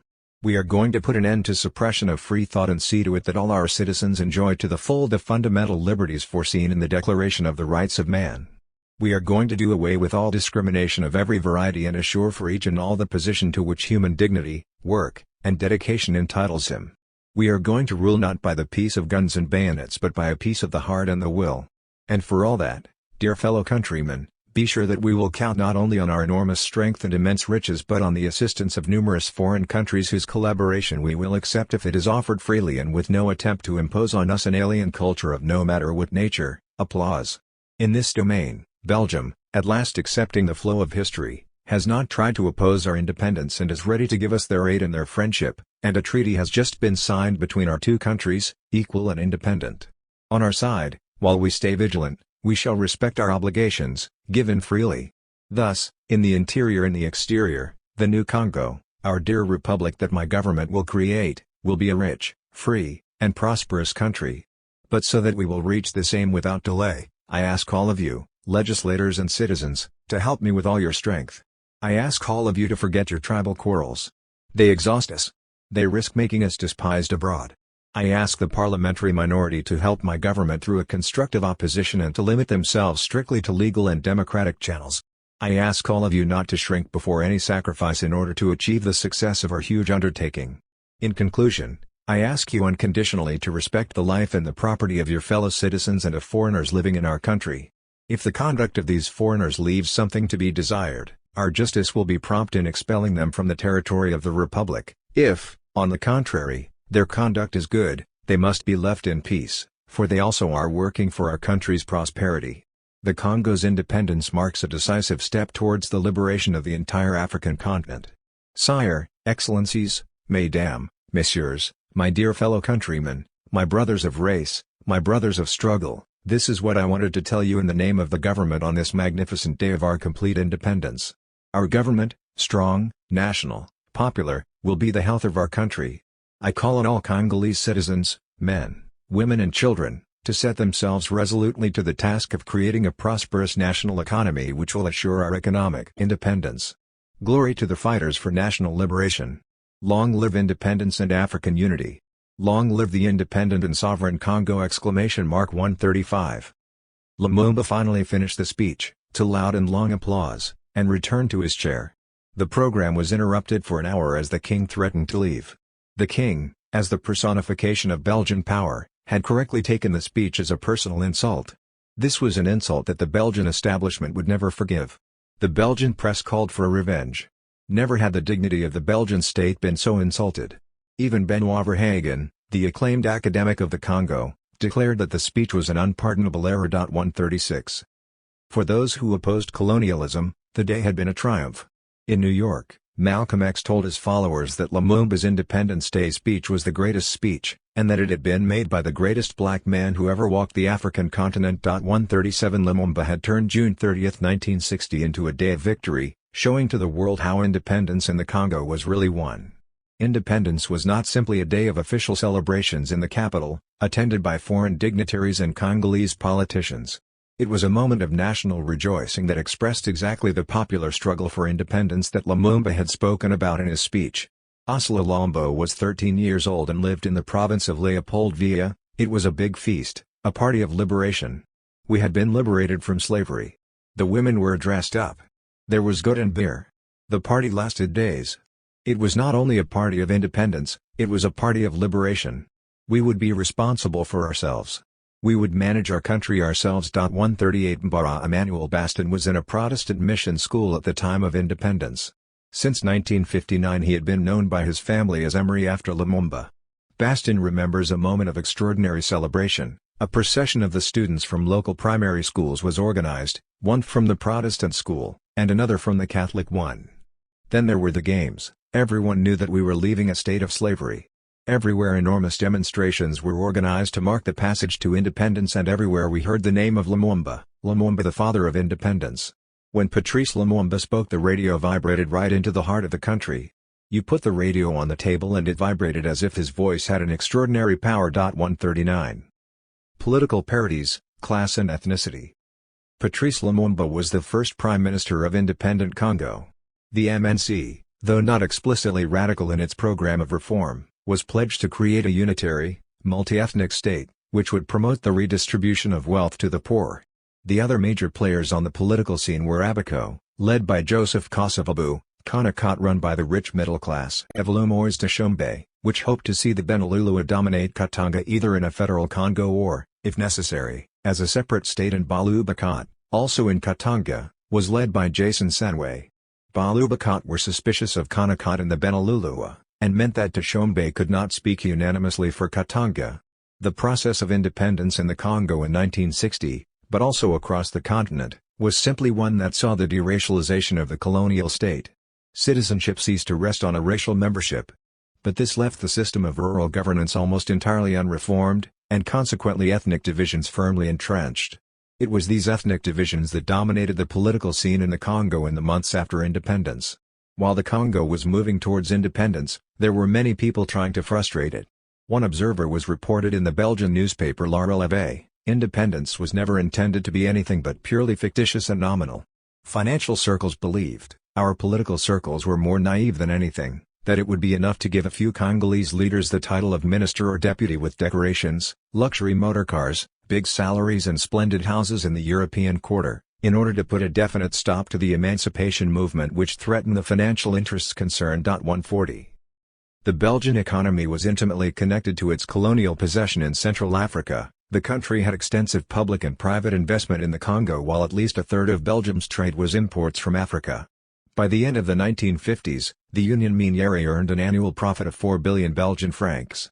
After Tshombe's declaration of independence for Katanga, Union Miniere had enough petty cash to deposit 1.25 billion francs into his bank account. The Congo cornered another mineral market. Cobalt mining in the late 1950s represented 3/4 of global production. For those Belgian companies with a large stake in the Congo, there was no talk of leaving the country without a struggle. 141. The struggle for real independence. Within days of Lumumba's speech, the first of the mutinies of the Force Publique took place. The soldiers had hoped independence would actually mean something, that it would improve their pay and their rank. When these changes did not happen, they took the decision to kick out some of their white officers themselves. There was violence. One of the triggers for the mutinies was a speech made by General Emile Janssens to his soldiers on 5 July, explaining to them the true nature of independence. As I have always told you, order and discipline will be maintained as they have always been. Independence brings changes to politicians and to civilians. But for you, nothing will be changed. None of your new masters can change the structure of an army which, throughout its history, has been the most organized, the most victorious in Africa. The politicians have lied to you. 142. After delivering this sermon, he proceeded to write on a blackboard facing the assembled men, "Before independence equals after independence." All hell broke loose. Later in the day, soldiers began to demand that Janssens must go, to be replaced by a Congolese commander. They started to riot. Lumumba summoned Janssens, who tried to insist that Belgian soldiers should be brought in from bases in Kamina and Katona to teach the rebels a lesson. Lumumba refused. He did the opposite and immediately gave each soldier a promotion in rank. On 6 July he dismissed Janssens. The old name Force Publique, associated so closely with colonial violence, was also replaced. From now on the army would be known as the Congolese National Army, Armée Nationale Congolaise. Quickly the Belgian Chief of Staff was replaced, and Victor Lundula appointed Commander-in-Chief, with Joseph Désiré Mobutu, a former soldier in the Force Publique, becoming his deputy. The mutinies were brought under control. Mobutu had managed to persuade the majority of rebellious soldiers to return to their barracks. Though there was little violence, the mutiny terrified the European population. There was a mass exodus of state officials and white employees. But the rebellion in the army was also a key event for Lumumba. Instead of siding with Janssens and allowing the rebellion to be suppressed, Lumumba responded quite differently. He saw the mutiny as a social movement, and the refusal of soldiers to obey the orders of their white officers as a strike. This was a critical moment, and Lumumba gave space for the movement to develop. Against those like Mobutu who argued that officers must be appointed from above, Lumumba defended the right of soldiers to elect their own officers. For the Belgians, the rebellion was a frightening confirmation of their fears about Lumumba. If they had begrudgingly conceded the argument for independence, maintaining control over the Force Publique was the one way of ensuring real power in the new state. Following the 5 July mutiny, Lumumba was compelled to ask Europeans living in Matadi to leave. The women and children were removed by boat, many men stayed. These men, who had armed themselves in the run-up to independence, now opened fire on the Congolese. At least 19 dockers, workers and the unemployed were killed in the ensuing violence, and many more wounded. 143 Fearing further attacks, Congolese soldiers confiscated weapons from Europeans that they claimed were being held illegally. On 9 July, Belgian paratroopers from the base in Kamina were dropped into Kabala to protect Europeans who were attempting to flee. Lumumba condemned the intervention, which he saw as an effort to sabotage his government. "We have just learned that the Belgian government has sent troops to the Congo and that they have intervened. We appeal to all Congolese to defend our republic against all those who menace it." 144 As he spoke more, Belgian troops were landing in other cities and towns in the Congo. But these events were minor compared to what happened next. Moise Tshombe launched an armed uprising against the new state for the independence of Katanga on 11 July, with Belgian, French and British backing. The diamond-rich South Kasai also resolved to secede. This decision was taken by Lumumba's rival Joseph Kalonji. Lumumba was furious. He clearly saw a plot to destabilize the Congo through the dismemberment of its richest provinces. Following events confirmed Lumumba's suspicions about the role of the former colonial power. On 12 July, Lumumba attempted to land at the airport in Elizabethville. Belgian officers controlling the town and airport turned off the lights, making it impossible to land the plane. Before independence, the Congo and Belgium had signed a treaty of friendship, assistance, and technical aid. Among its clauses was the agreement that no Belgian troops could intervene in the Congo, unless explicitly asked for by the new state. Ignoring this treaty, the Belgians switched allegiance to Katanga and recognized it as a legitimate state, providing an army and a commander-in-chief. The ex-colonial power worked for the breakup of the state. But behind the decision to back Katanga over the democratically elected central government were powerful Belgian business interests. De Witt lists some of the mouths at the table. D'Aspremont Linden was Lord Chamberlain at the court. He was also a commissioner of the Société Générale de Belgique, and administrator of the Compagnie Maritime Belgique and the Compagnie du Katanga. Together with the honorary Lord Chamberlain, Prince Amalri de Merode represented the royal house on the College of 12 Commissioners, which was the ruling body of the Société Générale. Deputy Prime Minister Liller was a former president of Titan Anversois et des Ateliers de Léopold Villa.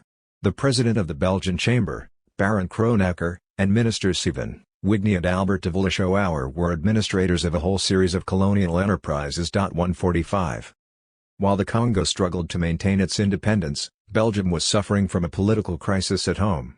New tax rises of 10 billion francs, together with laws restricting trade unions, were announced.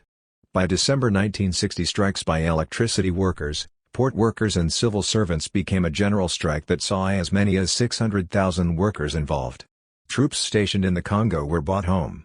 It was only with difficulty that the strike could be broken. 146 Not only was the Belgian elite faced with the loss of its prized colonial possession, but they saw their interests threatened at home. De Witt explains how the tragedy was that the strikers were unable to link themselves to Lumumba, that other opponent of the Belgian government. Their trade union leadership focused only on economic demands and made this impossible. 147. Lumumba wrote, "Belgium intends to have Katanga, the richest province, because she cannot exist without Katanga and the Congo," as she has said. 148 He was correct. Katanga accounted for 12% of the nation's population but nearly 60% of the productive resources. Officially, a majority of shares in Katanga's mines were held by the state in Léopold Villa. It was impossible for Lumumba, or anyone else, to permit the secession. Lumumba interpreted the secession as a Belgian Katangan plot to split the new state up and prevent it from operating. He called on Belgian troops to withdraw, but they refused. He then asked Belgian diplomats to leave Congolese territory. He asked the UN to force the Belgians to withdraw. He hinted that it might be necessary to invite Soviet assistance. Western powers became scared. Although Lumumba was not a communist, he was seen as a potentially dangerous figure on the nationalist left. Tshombe was a completely different case. He could be trusted. Like Brussels, he saw the Congo divided along ethnic lines, and he argued that it must continue to be run according to these divisions. He had also developed close ties to the Belgian business establishment whose interests were embedded in Katangan soil. The possibility of perpetuating foreign control of the highly profitable industries after independence in the Congo became a reality with the Katangan secession.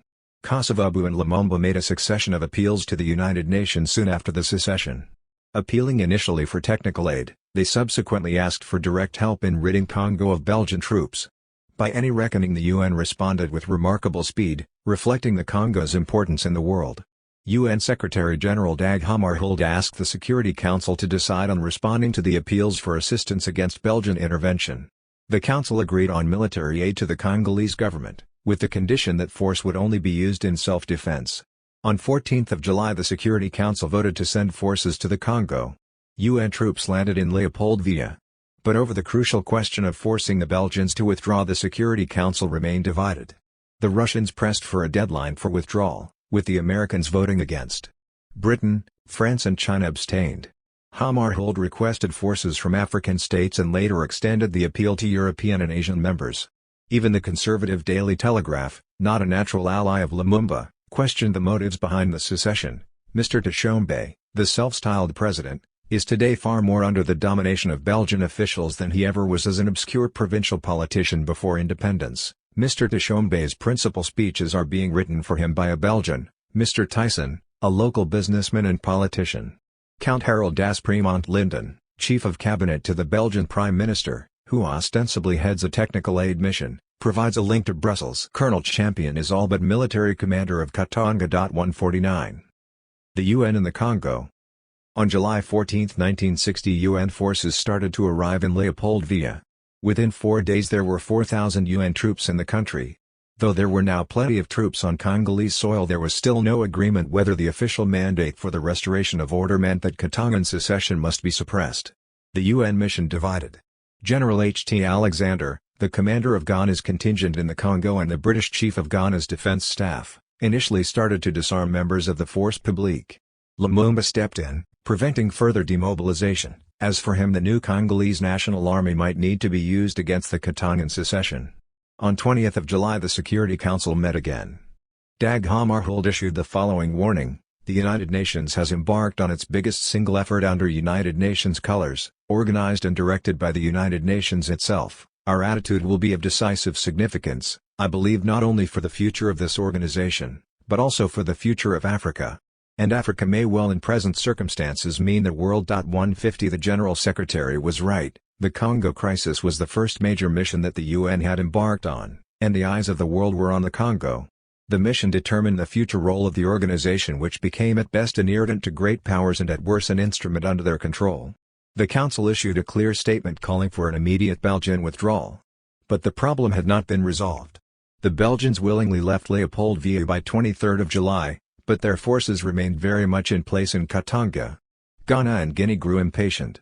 They threatened to place their troops under the authority of the central government, so they could force Katanga to obey the Lumumba Kosovo government in Leopoldville.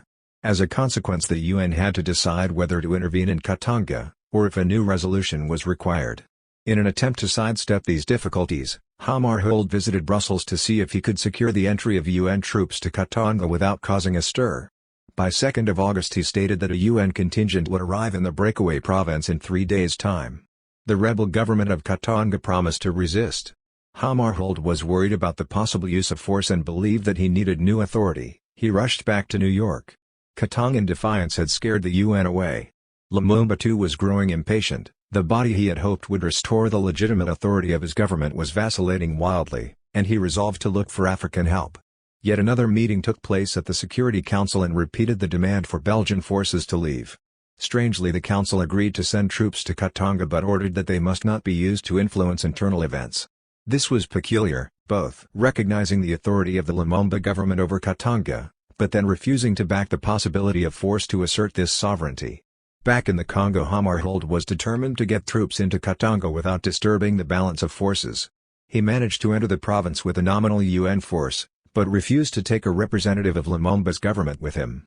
Lumumba began to see the UN not as an ally in the crisis but as obstacle to its resolution. External support. Lumumba now had two options. He could challenge the secession with help from outside the Congo, from African states, or look to his supporters within. From the outside he had Ghana, and the expanding ranks of the non-aligned countries increasingly describing themselves as part of the Third World. Though full of good intentions, these states delivered little. Lumumba also hoped help would come from America. Lumumba left the Congo to solicit support from America on 22 July, but he came away with the conclusion that there was nothing to be gained from the West. President Dwight Eisenhower refused to see him, regarding him already as man lost to the Soviets. Those who spoke to him explained that they expected business to continue as usual. For years America had been buying their uranium from Belgium, and why should anything change? Lumumba responded that Belgium did not produce any uranium. America, Britain and France were hostile to him.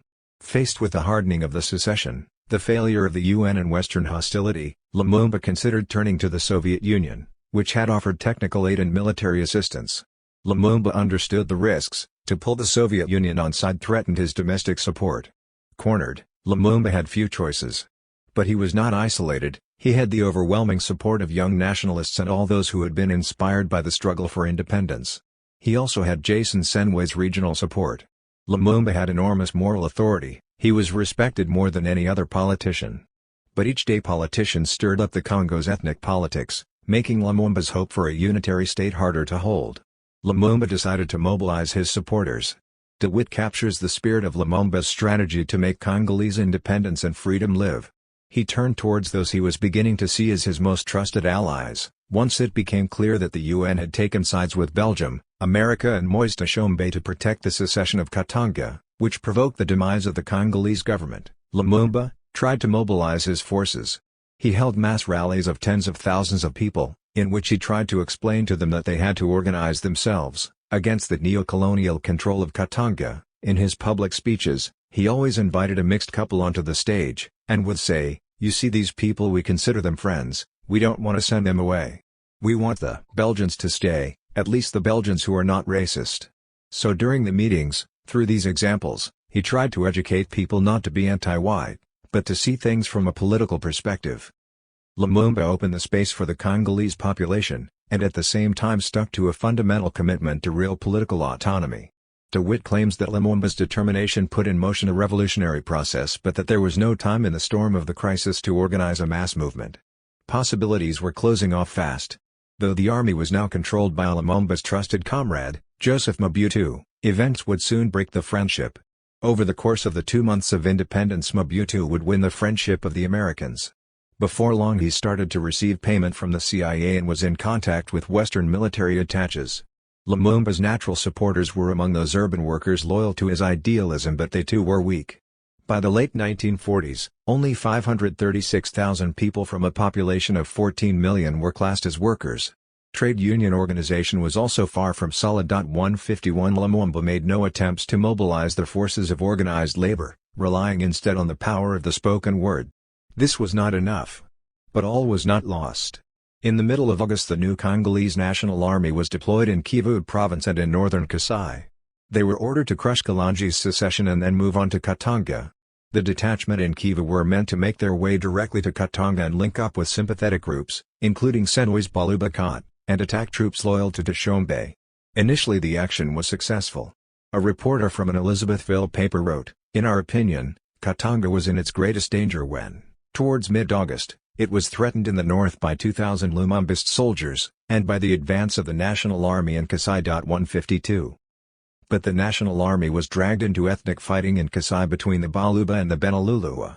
What was originally an offensive to end the secession of Kasai and Katanga saw a series of massacres in which the Congolese National Army was involved.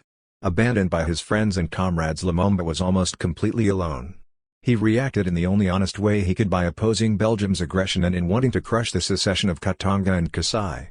These decisions turned Lumumba into an unlikely revolutionary. In his 1956 book he had rejected independence as premature, and now he was almost a lone figure defending the Congo from imperialist aggression. The struggle against the disintegration of the Congo in 1960 became his real university. If Lumumba's life can be characterized by a series of sharp breaks, each pointing to a more daunting challenge ahead, then the months after June 1960 was the greatest he had faced. Tshombe and Kalanji's fiefdom. As the UN sought to establish order in the capital, the Belgians did the same in Katanga.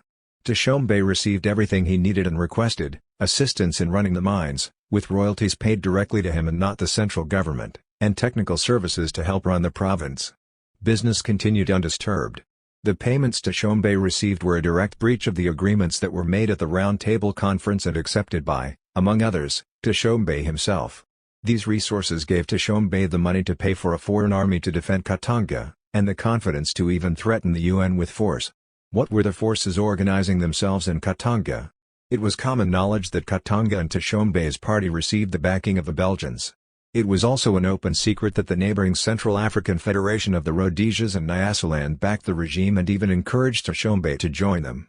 But the situation inside Katanga was complex. There were serious rivals. Principally Jason Sanway's Balubakot was strong in the region.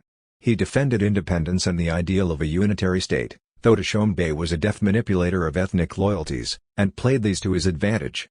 Divisions began to grow between Lumumba and Kasavubu. It had always been a difficult partnership, and Kasavubu now used Lumumba's alleged communism to engineer a break. The attack on Katanga by government forces was postponed. Belgian troops took the opportunity to help support the second breakaway state in South Kasai. The autonomous mining state of South Kasai was declared on August 8, 1960 with its capital at Bakwanga, today's Mbuji-Mayi. Albert Galangi was proclaimed president of new state and became the head of the government, appointing himself emperor the following year. This state also received the support of the Belgians and mining companies in the area. The Congo was splintering fast. External forces.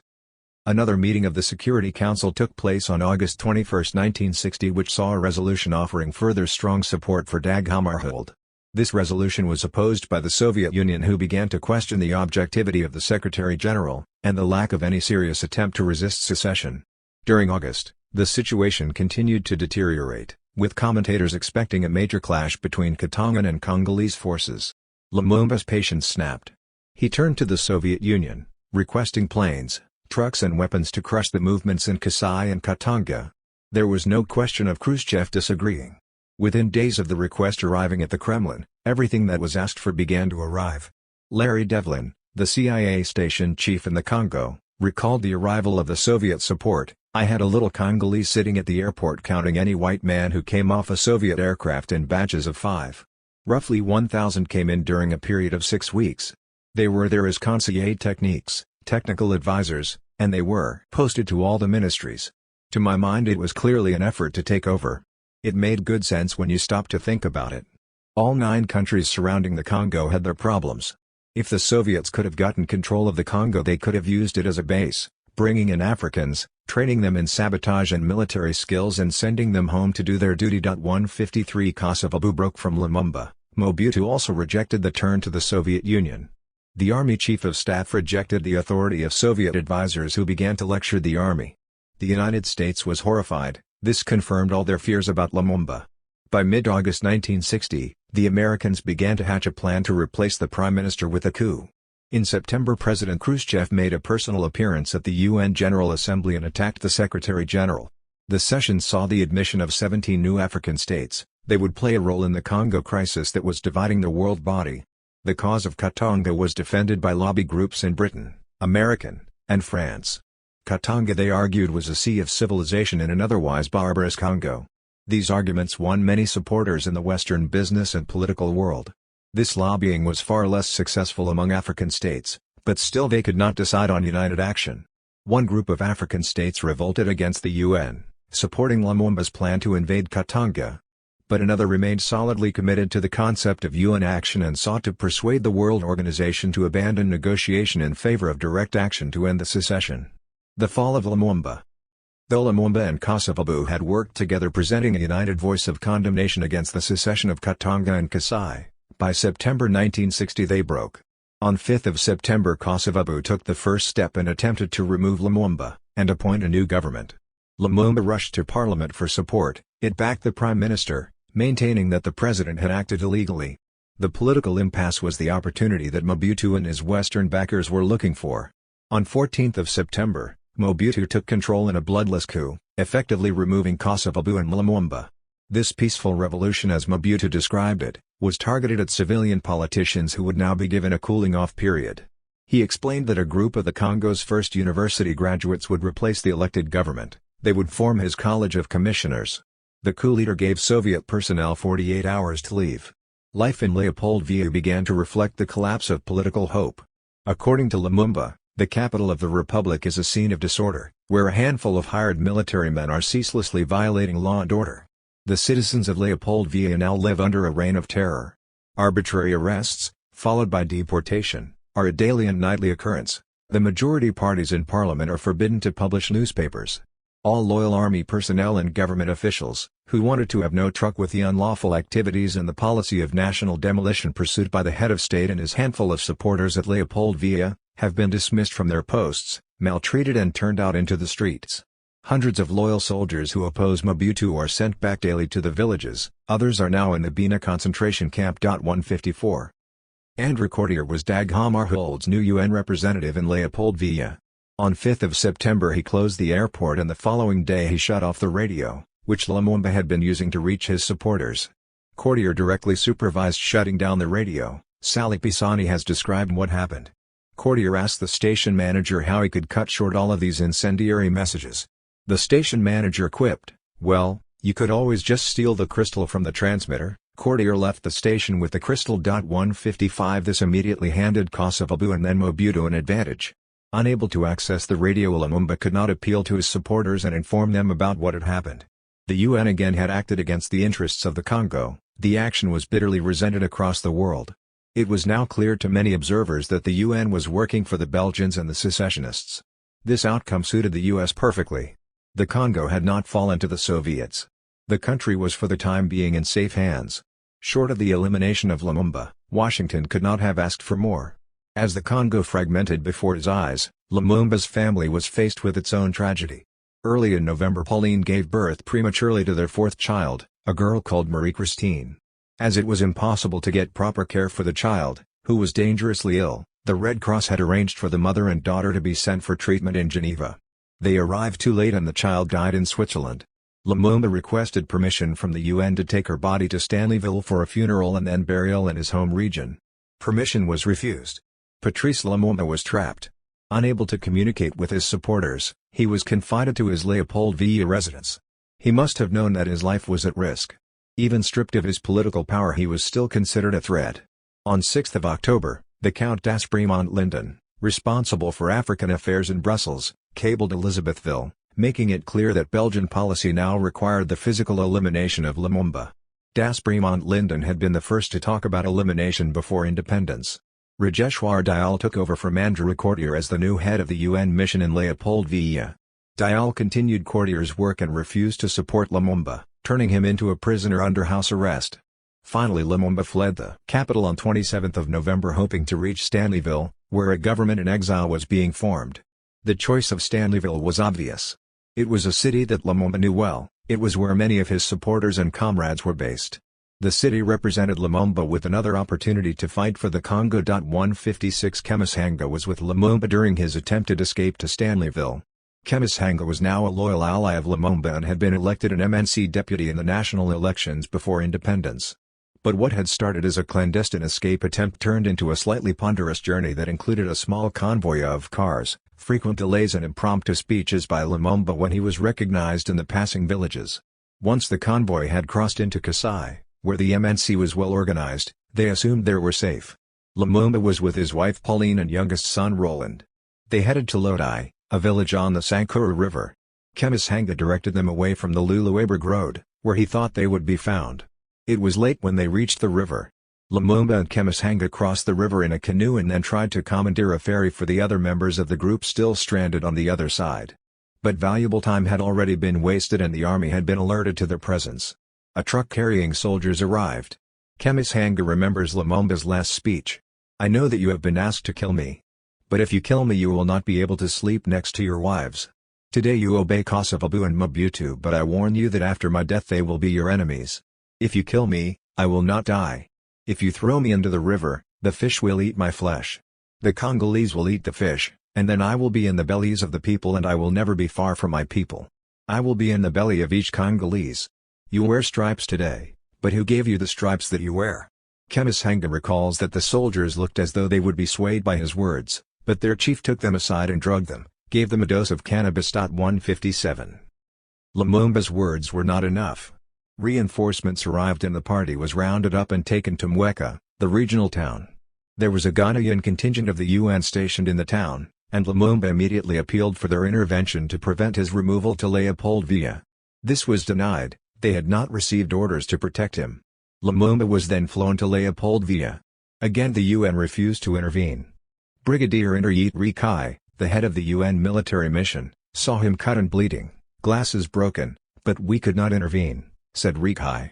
They also had no authority. Lumumba was beaten in front of TV cameras. He was then sent to the Iceville military barracks several hundred miles from Leopoldville. Knowing that their proxy in Katanga Moise Tshombe would carry out their orders, the Belgians insisted that Lumumba was sent to Elizabethville.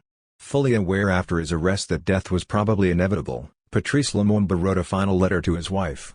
Only 4 months after his speech on Independence Day. "My dear companion. I write you these words without knowing if they will reach you, when they will reach you, or if I will still be living when you read them. All during the length of my fight for the independence of my country, I have never doubted for a single instant the final triumph of the sacred cause to which my companions and myself have consecrated our lives. But what we wish for our country, its right to an honorable life, to a spotless dignity, to an independence without restrictions, Belgian colonialism and its Western allies, who have found direct and indirect support, deliberate and not deliberate, among certain high officials of the United Nations, this organization in which we placed all our confidence when we called for their assistance, have not wished it. They have corrupted certain of our fellow countrymen, they have contributed to distorting the truth and to besmirching our independence. What else might I say? That dead, living, free, or in prison on the order of the colonialists, it is not I who counts. It is the Congo, it is our people for whom independence has been transformed into a cage where we are regarded from the outside sometimes with benevolent compassion, sometimes with joy and pleasure. But my faith will stay unbreakable. I know and I feel to the depth of my being that sooner or later my people will get rid of all their interior and exterior enemies, that they will rise up like a single person to say no to a degrading and shameful colonialism and to reassume their dignity under a pure sun. We are not alone. Africa, Asia, and free and liberated people from every corner of the world will always be found at the side of the Congolese. They will not abandon the fight until the day comes when there are no more colonizers and mercenaries in our country. To my children whom I leave and whom perhaps I will see no more, I wish that they be told that the future of the Congo is beautiful and that it expects from them, as it expects from each Congolese, to accomplish the sacred task of reconstruction of our independence and our sovereignty, for without dignity there is no liberty, without justice there is no dignity, and without independence there are no free men. No brutality, mistreatment, or torture has ever forced me to ask for grace, for I prefer to die with my head high, my faith steadfast, and my confidence profound in the destiny of my country, rather than to live in submission and scorn of sacred principles. History will one day have its say, but it will not be the history that Brussels, Paris, Washington, or the United Nations will teach, but that which they will teach in the countries emancipated from colonialism and its puppets. Africa will write its own history, and it will be, to the north and to the south of the Sahara, a history of glory and dignity. Do not weep for me, my dear companion. I know that my country, which suffers so much, will know how to defend its independence and its liberty. Long live the Congo! Long live Africa! Patrice 158. The letter was meant for all Congolese. François Lumumba explains when he is addressing Pauline he is addressing the Congo. When he is talking to his children, he is talking to all the children of the Congo. He is telling all the children of the Congo to have confidence in the future of the country. 159. Finally death came. On 17th of January Lumumba was flown to Elizabethville with two fellow prisoners Maurice Mpolo and Joseph Okito. Already beaten and tortured he was dragged by Katangan forces commanded by a Belgian, to Villabrouwe. Here he was tortured again, as Tshombe decided how to kill him. Later in the evening they were thrown into a military vehicle and driven to a nearby wood. A Belgian officer assembled and commanded 3 firing squads, while another Belgian organized the execution site. Patrice Lumumba and his 2 comrades, Mpolo and Okito, were shot one after the other. Tshombe was present. Then Gerard Seat, a Belgian police officer, unearthed the bodies from their shallow grave, chopped each body into pieces and then dissolved them with canisters of acid. When there was no more acid remaining the body parts were burned. The bloody deed was done and independence had finally been broken.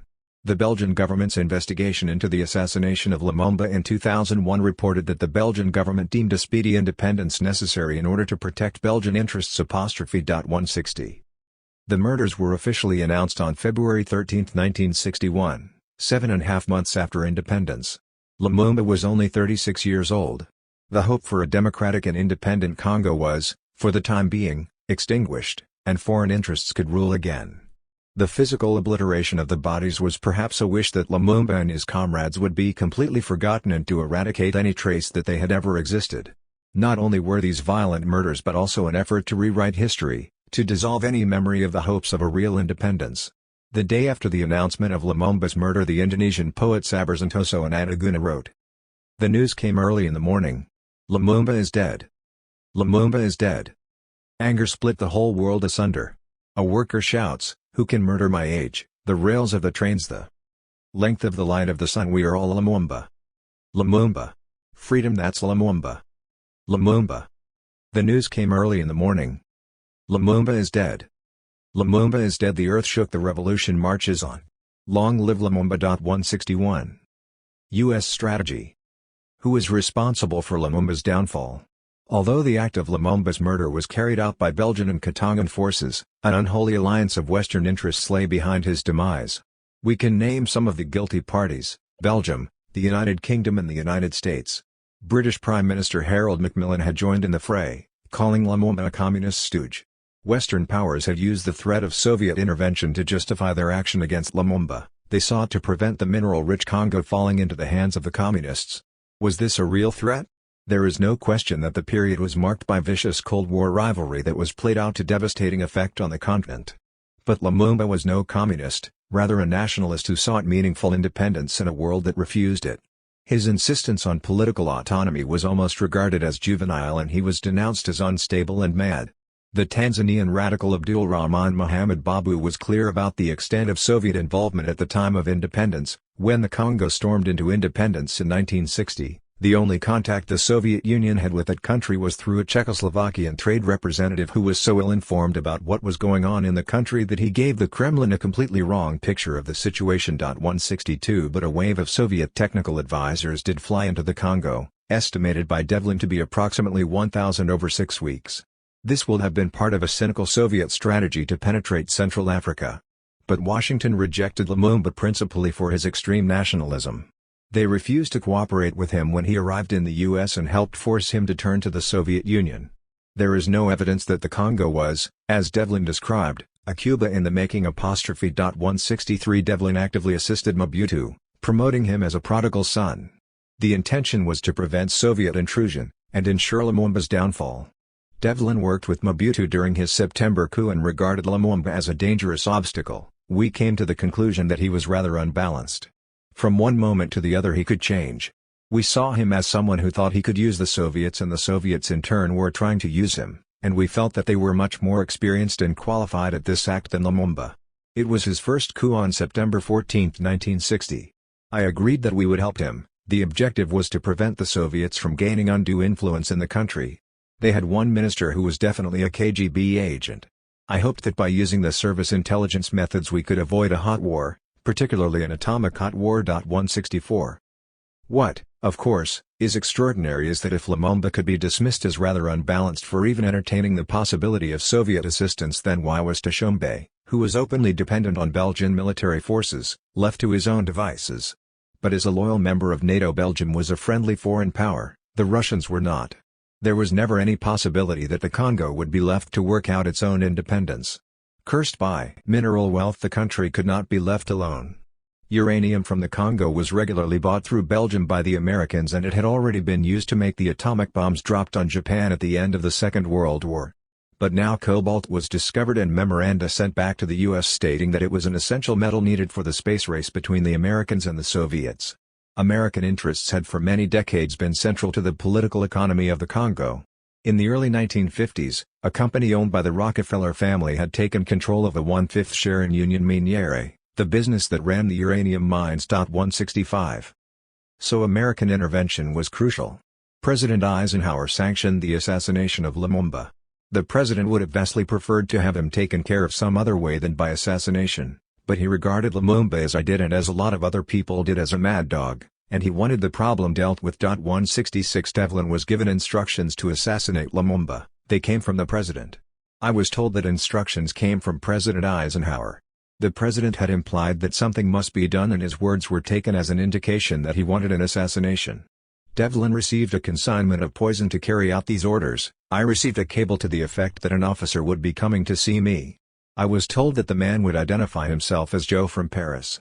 As I left the embassy for the cafe across the street, seated, was a man I knew quite well. He got up and started to move towards my car. I took him to a safe house. And once we got moving, he said, "I'm Joe from Paris." When we got there, he told me that he had brought instructions that I must assassinate Lumumba. He gave me a packet of poisons, various sorts, came in toothpaste. 167. In the end, the Belgians were better organized. But the implication implicit in Devlin's confession is that the Americans would have carried out the assassination, perhaps using a Congolese proxy, if the Belgians had not beaten them to it. Pan-Africanism and the UN also played an important part in Lumumba's fall. The organization was not immune from the imperial objectives of some of its powerful member states, nor was it simply an empty vessel to be filled by the unequal weight of its affiliates. The international organization was an important actor in the events that were unfolding in the Congo. While it is clear that soon after independence, the US, France, Britain and Belgium discussed the definitive elimination of Lumumba, no longer simply his political elimination, similar views and plans were held by senior members of the UN hierarchy. Lumumba himself was clear about the role of the organization. Belgian colonialism and its Western allies have found direct and indirect support, among certain high officials of the United Nations. 168 The UN's hands were bloodied. There were other false friends. Lumumba had placed enormous faith in Pan-Africanism. In the first week of August 1960 he visited a number of African states, already independent, and who seemed to be offering him practical assistance. He returned to Leopoldville convinced that the promises made by various heads of state would be upheld, and that Pan-Africanism would cease to be a slogan and become instead a plan of action for the defense of the Congo. Ghana and Guinea promised to place their troops under his control if the UN failed to expel the foreign forces and end the secession. A Pan-African conference was planned for the capital on 25 August. 13 independent African states sent their representatives, but mostly only ambassadors attended. Delegate after delegate praised the behavior of the UN and refused any practical help to the central government. For Lumumba the conference was another illusion destroyed. Kwame Nkrumah, a confidant of Lumumba's since 1958, sent a stream of fatherly communiques to Lumumba preaching conciliation and compromise long after these had ceased to be possible. On 12 September he wrote, "You cannot afford, my brother, to be harsh and uncompromising. Do not force Kosovo out now." Kosovo had already removed Lumumba in a coup on 5 September. "It will bring too much trouble in Leopoldville. Be as cool as a cucumber, Patrice. If you fail, you have only yourself to blame. Your policy to do away with your enemies now will fail. You must adopt tactical action." 169. It must have been particularly galling for Lumumba to receive cucumber advice from his respected comrade and fellow Pan-Africanist. Lumumba wrote angrily to Nkrumah on 11 September explaining to his friend the role that Ghanaian troops were playing in the unfolding crisis. At 4:30 p.m. today, 11 September, accompanied by my soldiers, I personally went to take over the radio station. The Ghana troops, however, opposed my decision with hostility and went to the extent of seizing arms from my soldiers. Instead of helping us in our difficulties, your soldiers are openly siding with the enemy to fight us. 170 But Nkrumah's role in the crisis illustrated a fundamental weakness in the politics of Pan-Africanism, which infected Lumumba's own political decisions. Nkrumah repeatedly cautioned against mobilizing the population, and pressed instead for resolutions through the UN. But the UN had taken a position against Lumumba. So as his friends insisted on confidence in the international body, Lumumba was languishing under house arrest from the same UN in Leopoldville. By October he abandoned all hope of a solution through the organization. De Wittes is correct in apportioning blame. All this has to do with the pressure of so-called Pan-Africanism and from people like Nkrumah, who was very conservative. 171 Nkrumah's Pan-Africanism sought to effect change through diplomatic channels, long after these channels had been exhausted. The revolutionary rhetoric that had attracted Lumumba to Pan-Africanism when he had first visited Ghana in 1958 seemed increasingly vacuous.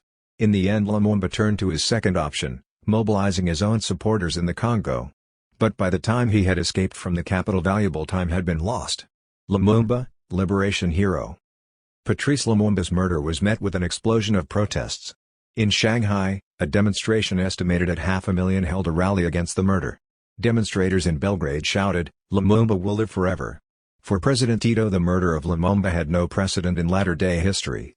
In Yugoslavia as many as 30,000 smashed their way into the Belgian embassy in Belgrade. In Warsaw demonstrators attacked the Belgian embassy forcing the ambassador to flee for his life.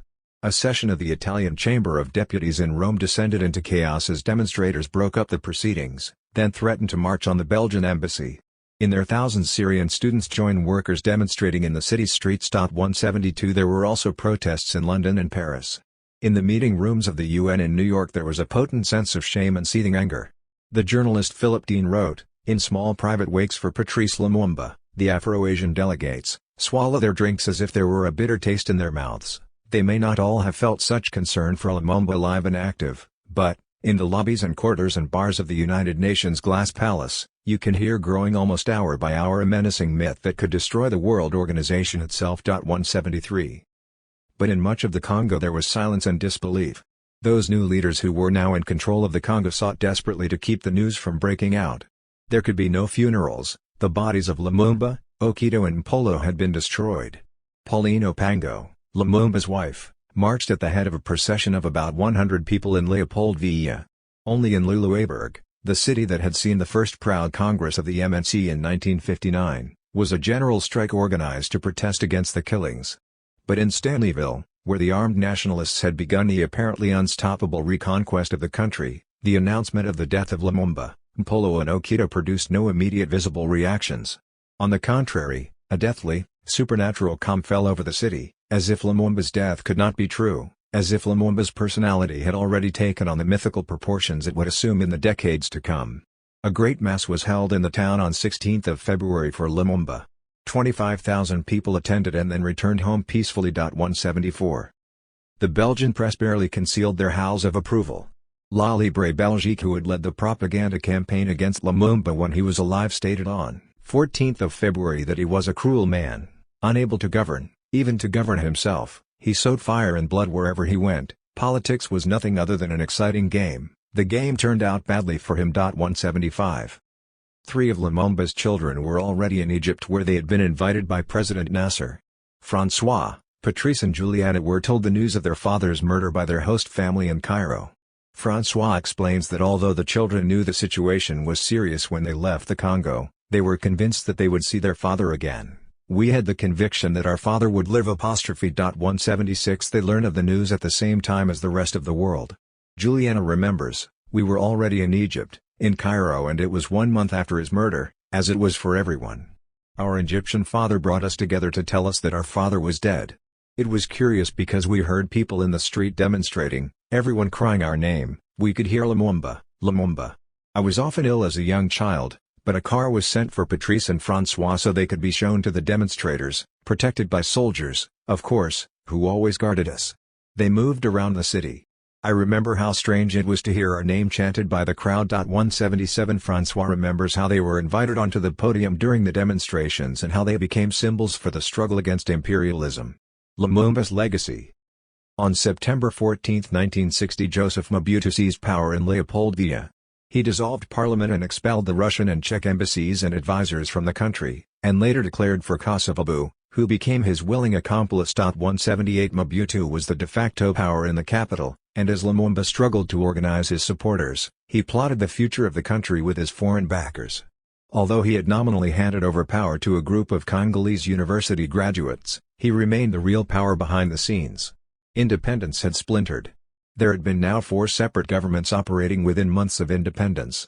The U.S. supported the government in Leopoldville, another in Katanga and Kasai supported by the Belgians, and later in the year one run by supporters of Lumumba in Stanleyville. The breakup of the Congo was a fact. In this state of general collapse, Mobutu could play a decisive role in his country's future. Among Congolese politicians involved in Lumumba's murder, Mobutu was a key figure. He was seen by the CIA operative in Leopoldville as a charming and affable intermediary. He understood and did not seek to challenge the Congo's place in the international hierarchy of power. Mobutu introduced a new constitution and some kind of order. Though supported by the West, which lavished money and support on him, Mobutu could not establish proper control of regions outside the capital. Even the army that he controlled was divided.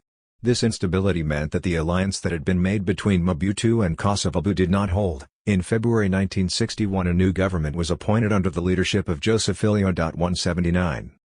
But the Ilio coalition lasted just 6 months until August, when Cyril Adula succeeded Ilio and remained at the head of the government until 1964. Throughout this period, the Lumumbists led by Antoine Gizenga tried to survive in Stanleyville, while Tshombe ran Katanga until the beginning of 1963. The Stanleyville government never found the same level of support for their breakaway in Kasai, as Tshombe had in Katanga. It developed after Lumumba and Kosovo split and after Lumumba's murder. The exiled government was led by Pierre Malali and Christophe Beignet, who had been ministers in Lumumba's government, and Gaston Somaliat, who was a militant Lumumbist. Their attempts to resist the Katangan secession and the unelected government in Leopold Villa won popular support in different parts of the country. Stanleyville became the headquarters of the popular government of the Congo, claiming, with considerable legitimacy, to being the true government of the country. Their support divided along Cold War lines, and they were applauded by the Soviet Union and China. But the victory over Lumumba gave enormous confidence to those who had assisted in his murder in 1961. They sought to press home their advantage. Tshombe recruited foreign mercenaries on vast salaries to deal with the insurgency in Stanleyville. A motley army of foreign fighters marched on the insurgent city, killing whenever they could. One mercenary later commented, "Sometimes we killed in a frenzy, we all seemed to be turned into wild, rampaging animals." 180 thousands of nationalists were killed in North Katanga by the secessionist army at the end of 1960 and the beginning of 1961. The effort to rid the Congo of Lumumba's supporters continued from 1960 to 1964. After the rebellion in Kwilu in 1964 was crushed, Pierre Malali went into hiding. The government offered a massive bounty for information that would lead to his arrest, but no one spoke. There followed a savage campaign against the remaining resistance with Belgian and American intervention at the end of the year. In their wake, Mobutu's troops killed tens of thousands of people in the east and northeast of the country. By the end of 1964, victory over the Lumumbists was complete. Mobutu's second coup in 1965 consecrated the new order. Tricked by a promise of amnesty in 1968, Malali returned to Kinshasa and was arrested, refused a trial and swiftly executed. Malali's execution mimicked the brutality shown to Lumumba 7 years previously. He was cut into pieces while he was still alive, bundled into a sack and then drowned in the Congo River. Those leaders who betrayed the Congo's independence gained only the ignominy of history. Tshombe's brief tenure at the head of secessionist Katanga was marked by corruption and discontent. After his fall from power, he lived in exile for a number of years in Spain. Mobutu returned to the political scene with a second coup on November 24, 1965. Declaring an end to the rule of politicians. Mobutu ordered a trial of Tshombe that condemned him in absentia to death for treason. In the end, Tshombe was kidnapped in 1967 and delivered to Algeria, where he died in prison of a heart attack 2 years later. Mobutu continued to rule the Congo until 1997, supported by an almost unbroken flow of money from the West. America continued to be Mobutu's most loyal ally. Under his control, the Congo remained a source of enormous profits for Western interests, and a place of unremitting hardship for most Congolese. Children of violence. What happened to Lumumba's family after the assassination? In October 1960, Juliana, François and Patrice were sent to Egypt. The following year they were joined by their mother Pauline and their youngest brother Roland. The children ended up completing their schooling in Egypt. Initially, Lumumba had considered Ghana as the place of exile, but as François explains, he settled on Egypt, because it had been independent longer and he perceived it as more stable. 181 They were the guests of President Nasser. It was an intensely political environment, their house receiving visitors from movements still fighting for independence. François remembers how they became symbols for the struggle against imperialism. When there was a visiting African head of state who passed through Egypt, they often asked to see the children of Lumumba. They would ask us if we needed anything. 182 Juliana describes the world in which they grew up. We stayed with a very nationalist, revolutionary family.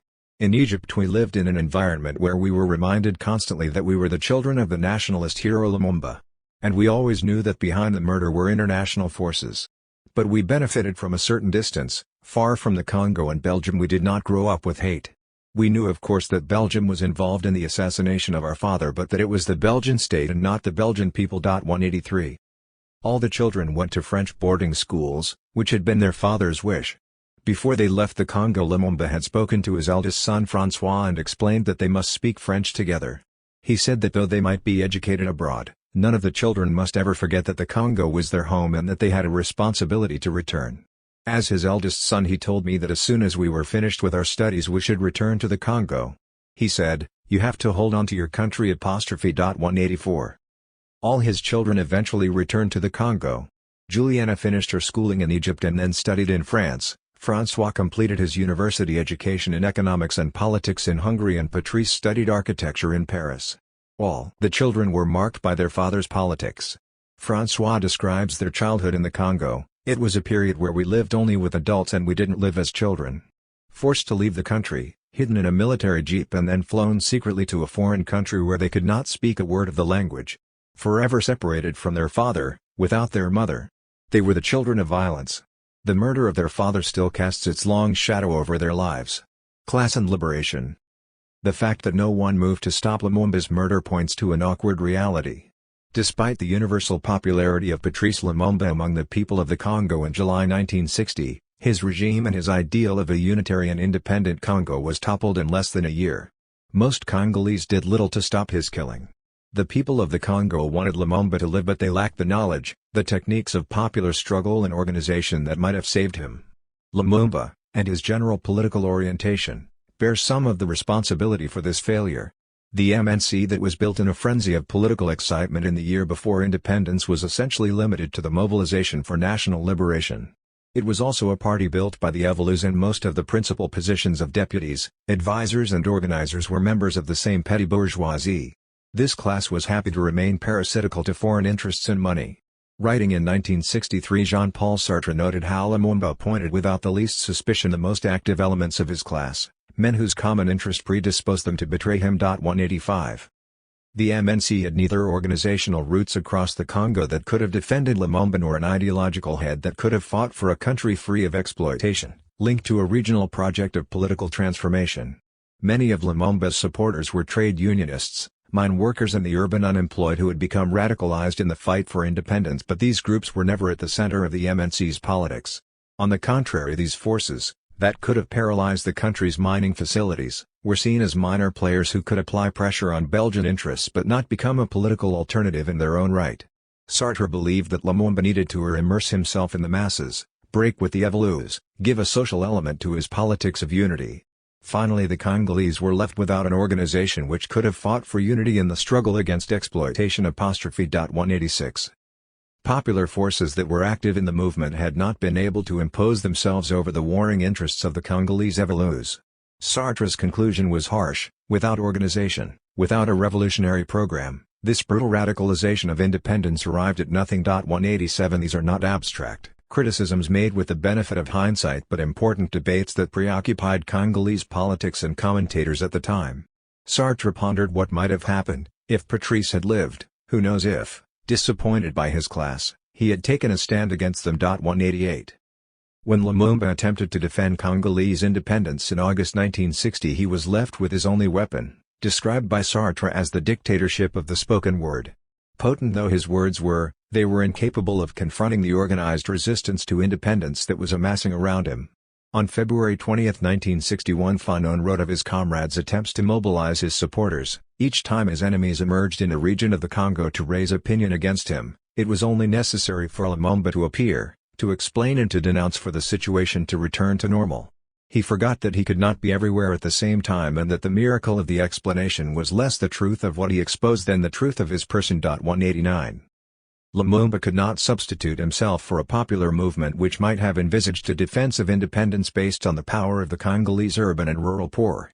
The politics of national liberation, stripped of any notion of the class struggle, limited Lumumba's ability to defend independence.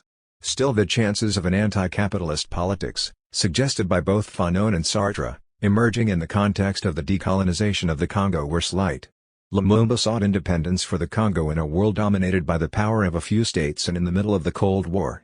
The Congolese economy was inextricably global, linked perhaps more than any ex-colony through its enormous mineral wealth to chains of economic command in the West. Washington saw the country as a source of cheap uranium and increasingly cobalt, and for Brussels enormous riches came from control of mining in Katanga and Kasai. Neither of these countries was prepared to contemplate any real transformation of the Congo's role in the world. For France and Britain, the Congo could not be allowed genuine autonomy, which might have turned the country into a model for other emerging nations. Revolutionary hero. Ludo de Witt writes that the biography of Lumumba is the story of the transition from nationalist to revolutionary. Lumumba was a revolutionary not in the terms of his nationalist program, which was not particularly radical. But he sought to implement the process of decolonization completely. As a consequence, he provoked a revolutionary dynamic in society, in which he answered positively. 190. This took place in his struggle against the secession of South Kasai and Katanga, his refusal to compromise with Mobutu, His attempts to mobilize ordinary Congolese to rise up in defense of the new state, and then finally in his attempt to re-establish a Congolese government from nationalist Stanleyville. Lumumba was known all over the world, hated by some as a dangerous communist and adored by many as a figure of anti-imperialist resistance. Lumumba's murder was not inevitable, and his defense of independence not futile. On the contrary, at the end of August there was still considerable hope. The Kasai secession had been broken, the army was invading the north of Katanga, while in central Katanga pro-Lumumbist forces were rebelling against the secession. For a time there was the possibility of a military victory. So Lumumba's behavior was not foolhardy as critics even today maintain. While many of his comrades collapsed faced with the obstacles to Congolese independence in 1960, Lumumba radicalized. But Lumumba made a number of serious mistakes. The first was his decision to turn to the United Nations. The second error is that he was initially overconfident in his ability to resolve the crisis through parliament. So after the first coup d'état by his president Joseph Kosovo on 5 September, he did not prepare for a clash with pro-Belgian forces, because he was confident of his majority in parliament. But the situation was decided outside parliament. Lumumba's final error was that he waited until the end of November to attempt a serious mobilization of his supporters in the east. This gave his enemies in Katanga vital time to organize themselves. However, the odds against Lumumba were huge, his opponents swarming all around him. In 2001, the Belgian Commission of Inquiry into his murder identified 4 different operations underway to assassinate him. Despite this, commentators showered his death with stern reprimands. The most audacious of these came from Colin Lugum, who wrote in 1962 about Lumumba's unstable character. Apparently Lumumba had an inflexible mind. This obduracy was made more difficult by his emotional mind. During the crisis, it was unnerving. Incessantly he would repeat his own arguments over and over again. But worst of all, Lumumba saw enemies everywhere. In the end they destroyed him. 191. By September most Western leaders wanted Lumumba dead, which was also the explicit and public objective of his opponents in the Congo. By the end of September he had faced 2 coups, one led by the president and another by his former collaborator and friend Mobutu. The country was awash with mercenaries and Belgian troops, and Lumumba was condemned by half the world's press as a mad dog and communist. The UN, that had been invited into the Congo in the expectation that it would end the illegal Belgian-supported secession of Katanga, placed Lumumba in protective custody and worked on behalf of the West. In the Congo in 1960, identifying enemies everywhere was a fairly rudimentary exercise of political observation, and certainly not a symptom of advanced paranoia. Even today the perception of Lumumba as unstable and ultimately responsible for his own demise finds its way into numerous accounts of the Congo crisis. 192. Lumumba is still celebrated today for his consistent and determined resistance to any attempt to usurp independence. He refused to compromise with the external forces that sought to continue the plunder of the Congo after June 30, 1960. Nor did he attempt to make deals with members of the Evolus, who sought the continuity of foreign occupation and control. In the face of obstacles, Lumumba became more radical, and in the process he edged towards a criticism of the nationalism that he had spent the last years of his life championing. His son François describes his father's evolution in the last year of his life. He was a pragmatist, but he started to move beyond the spirit of nationalism. He discovered in the course of 1960 that not all Congolese had the same interpretation of independence. Our brothers were fighting for something completely different. So in his actions and in his speeches he became more precise and spoke of workers, justice and equality. How can you have political independence without economic independence? Was independence simply a national flag while economic power rests in the hands of foreign powers? 193. All attempts to destroy the example of Lumumba's uncompromising defense of the Congo's independence have failed, and he remains the undimmed hero of African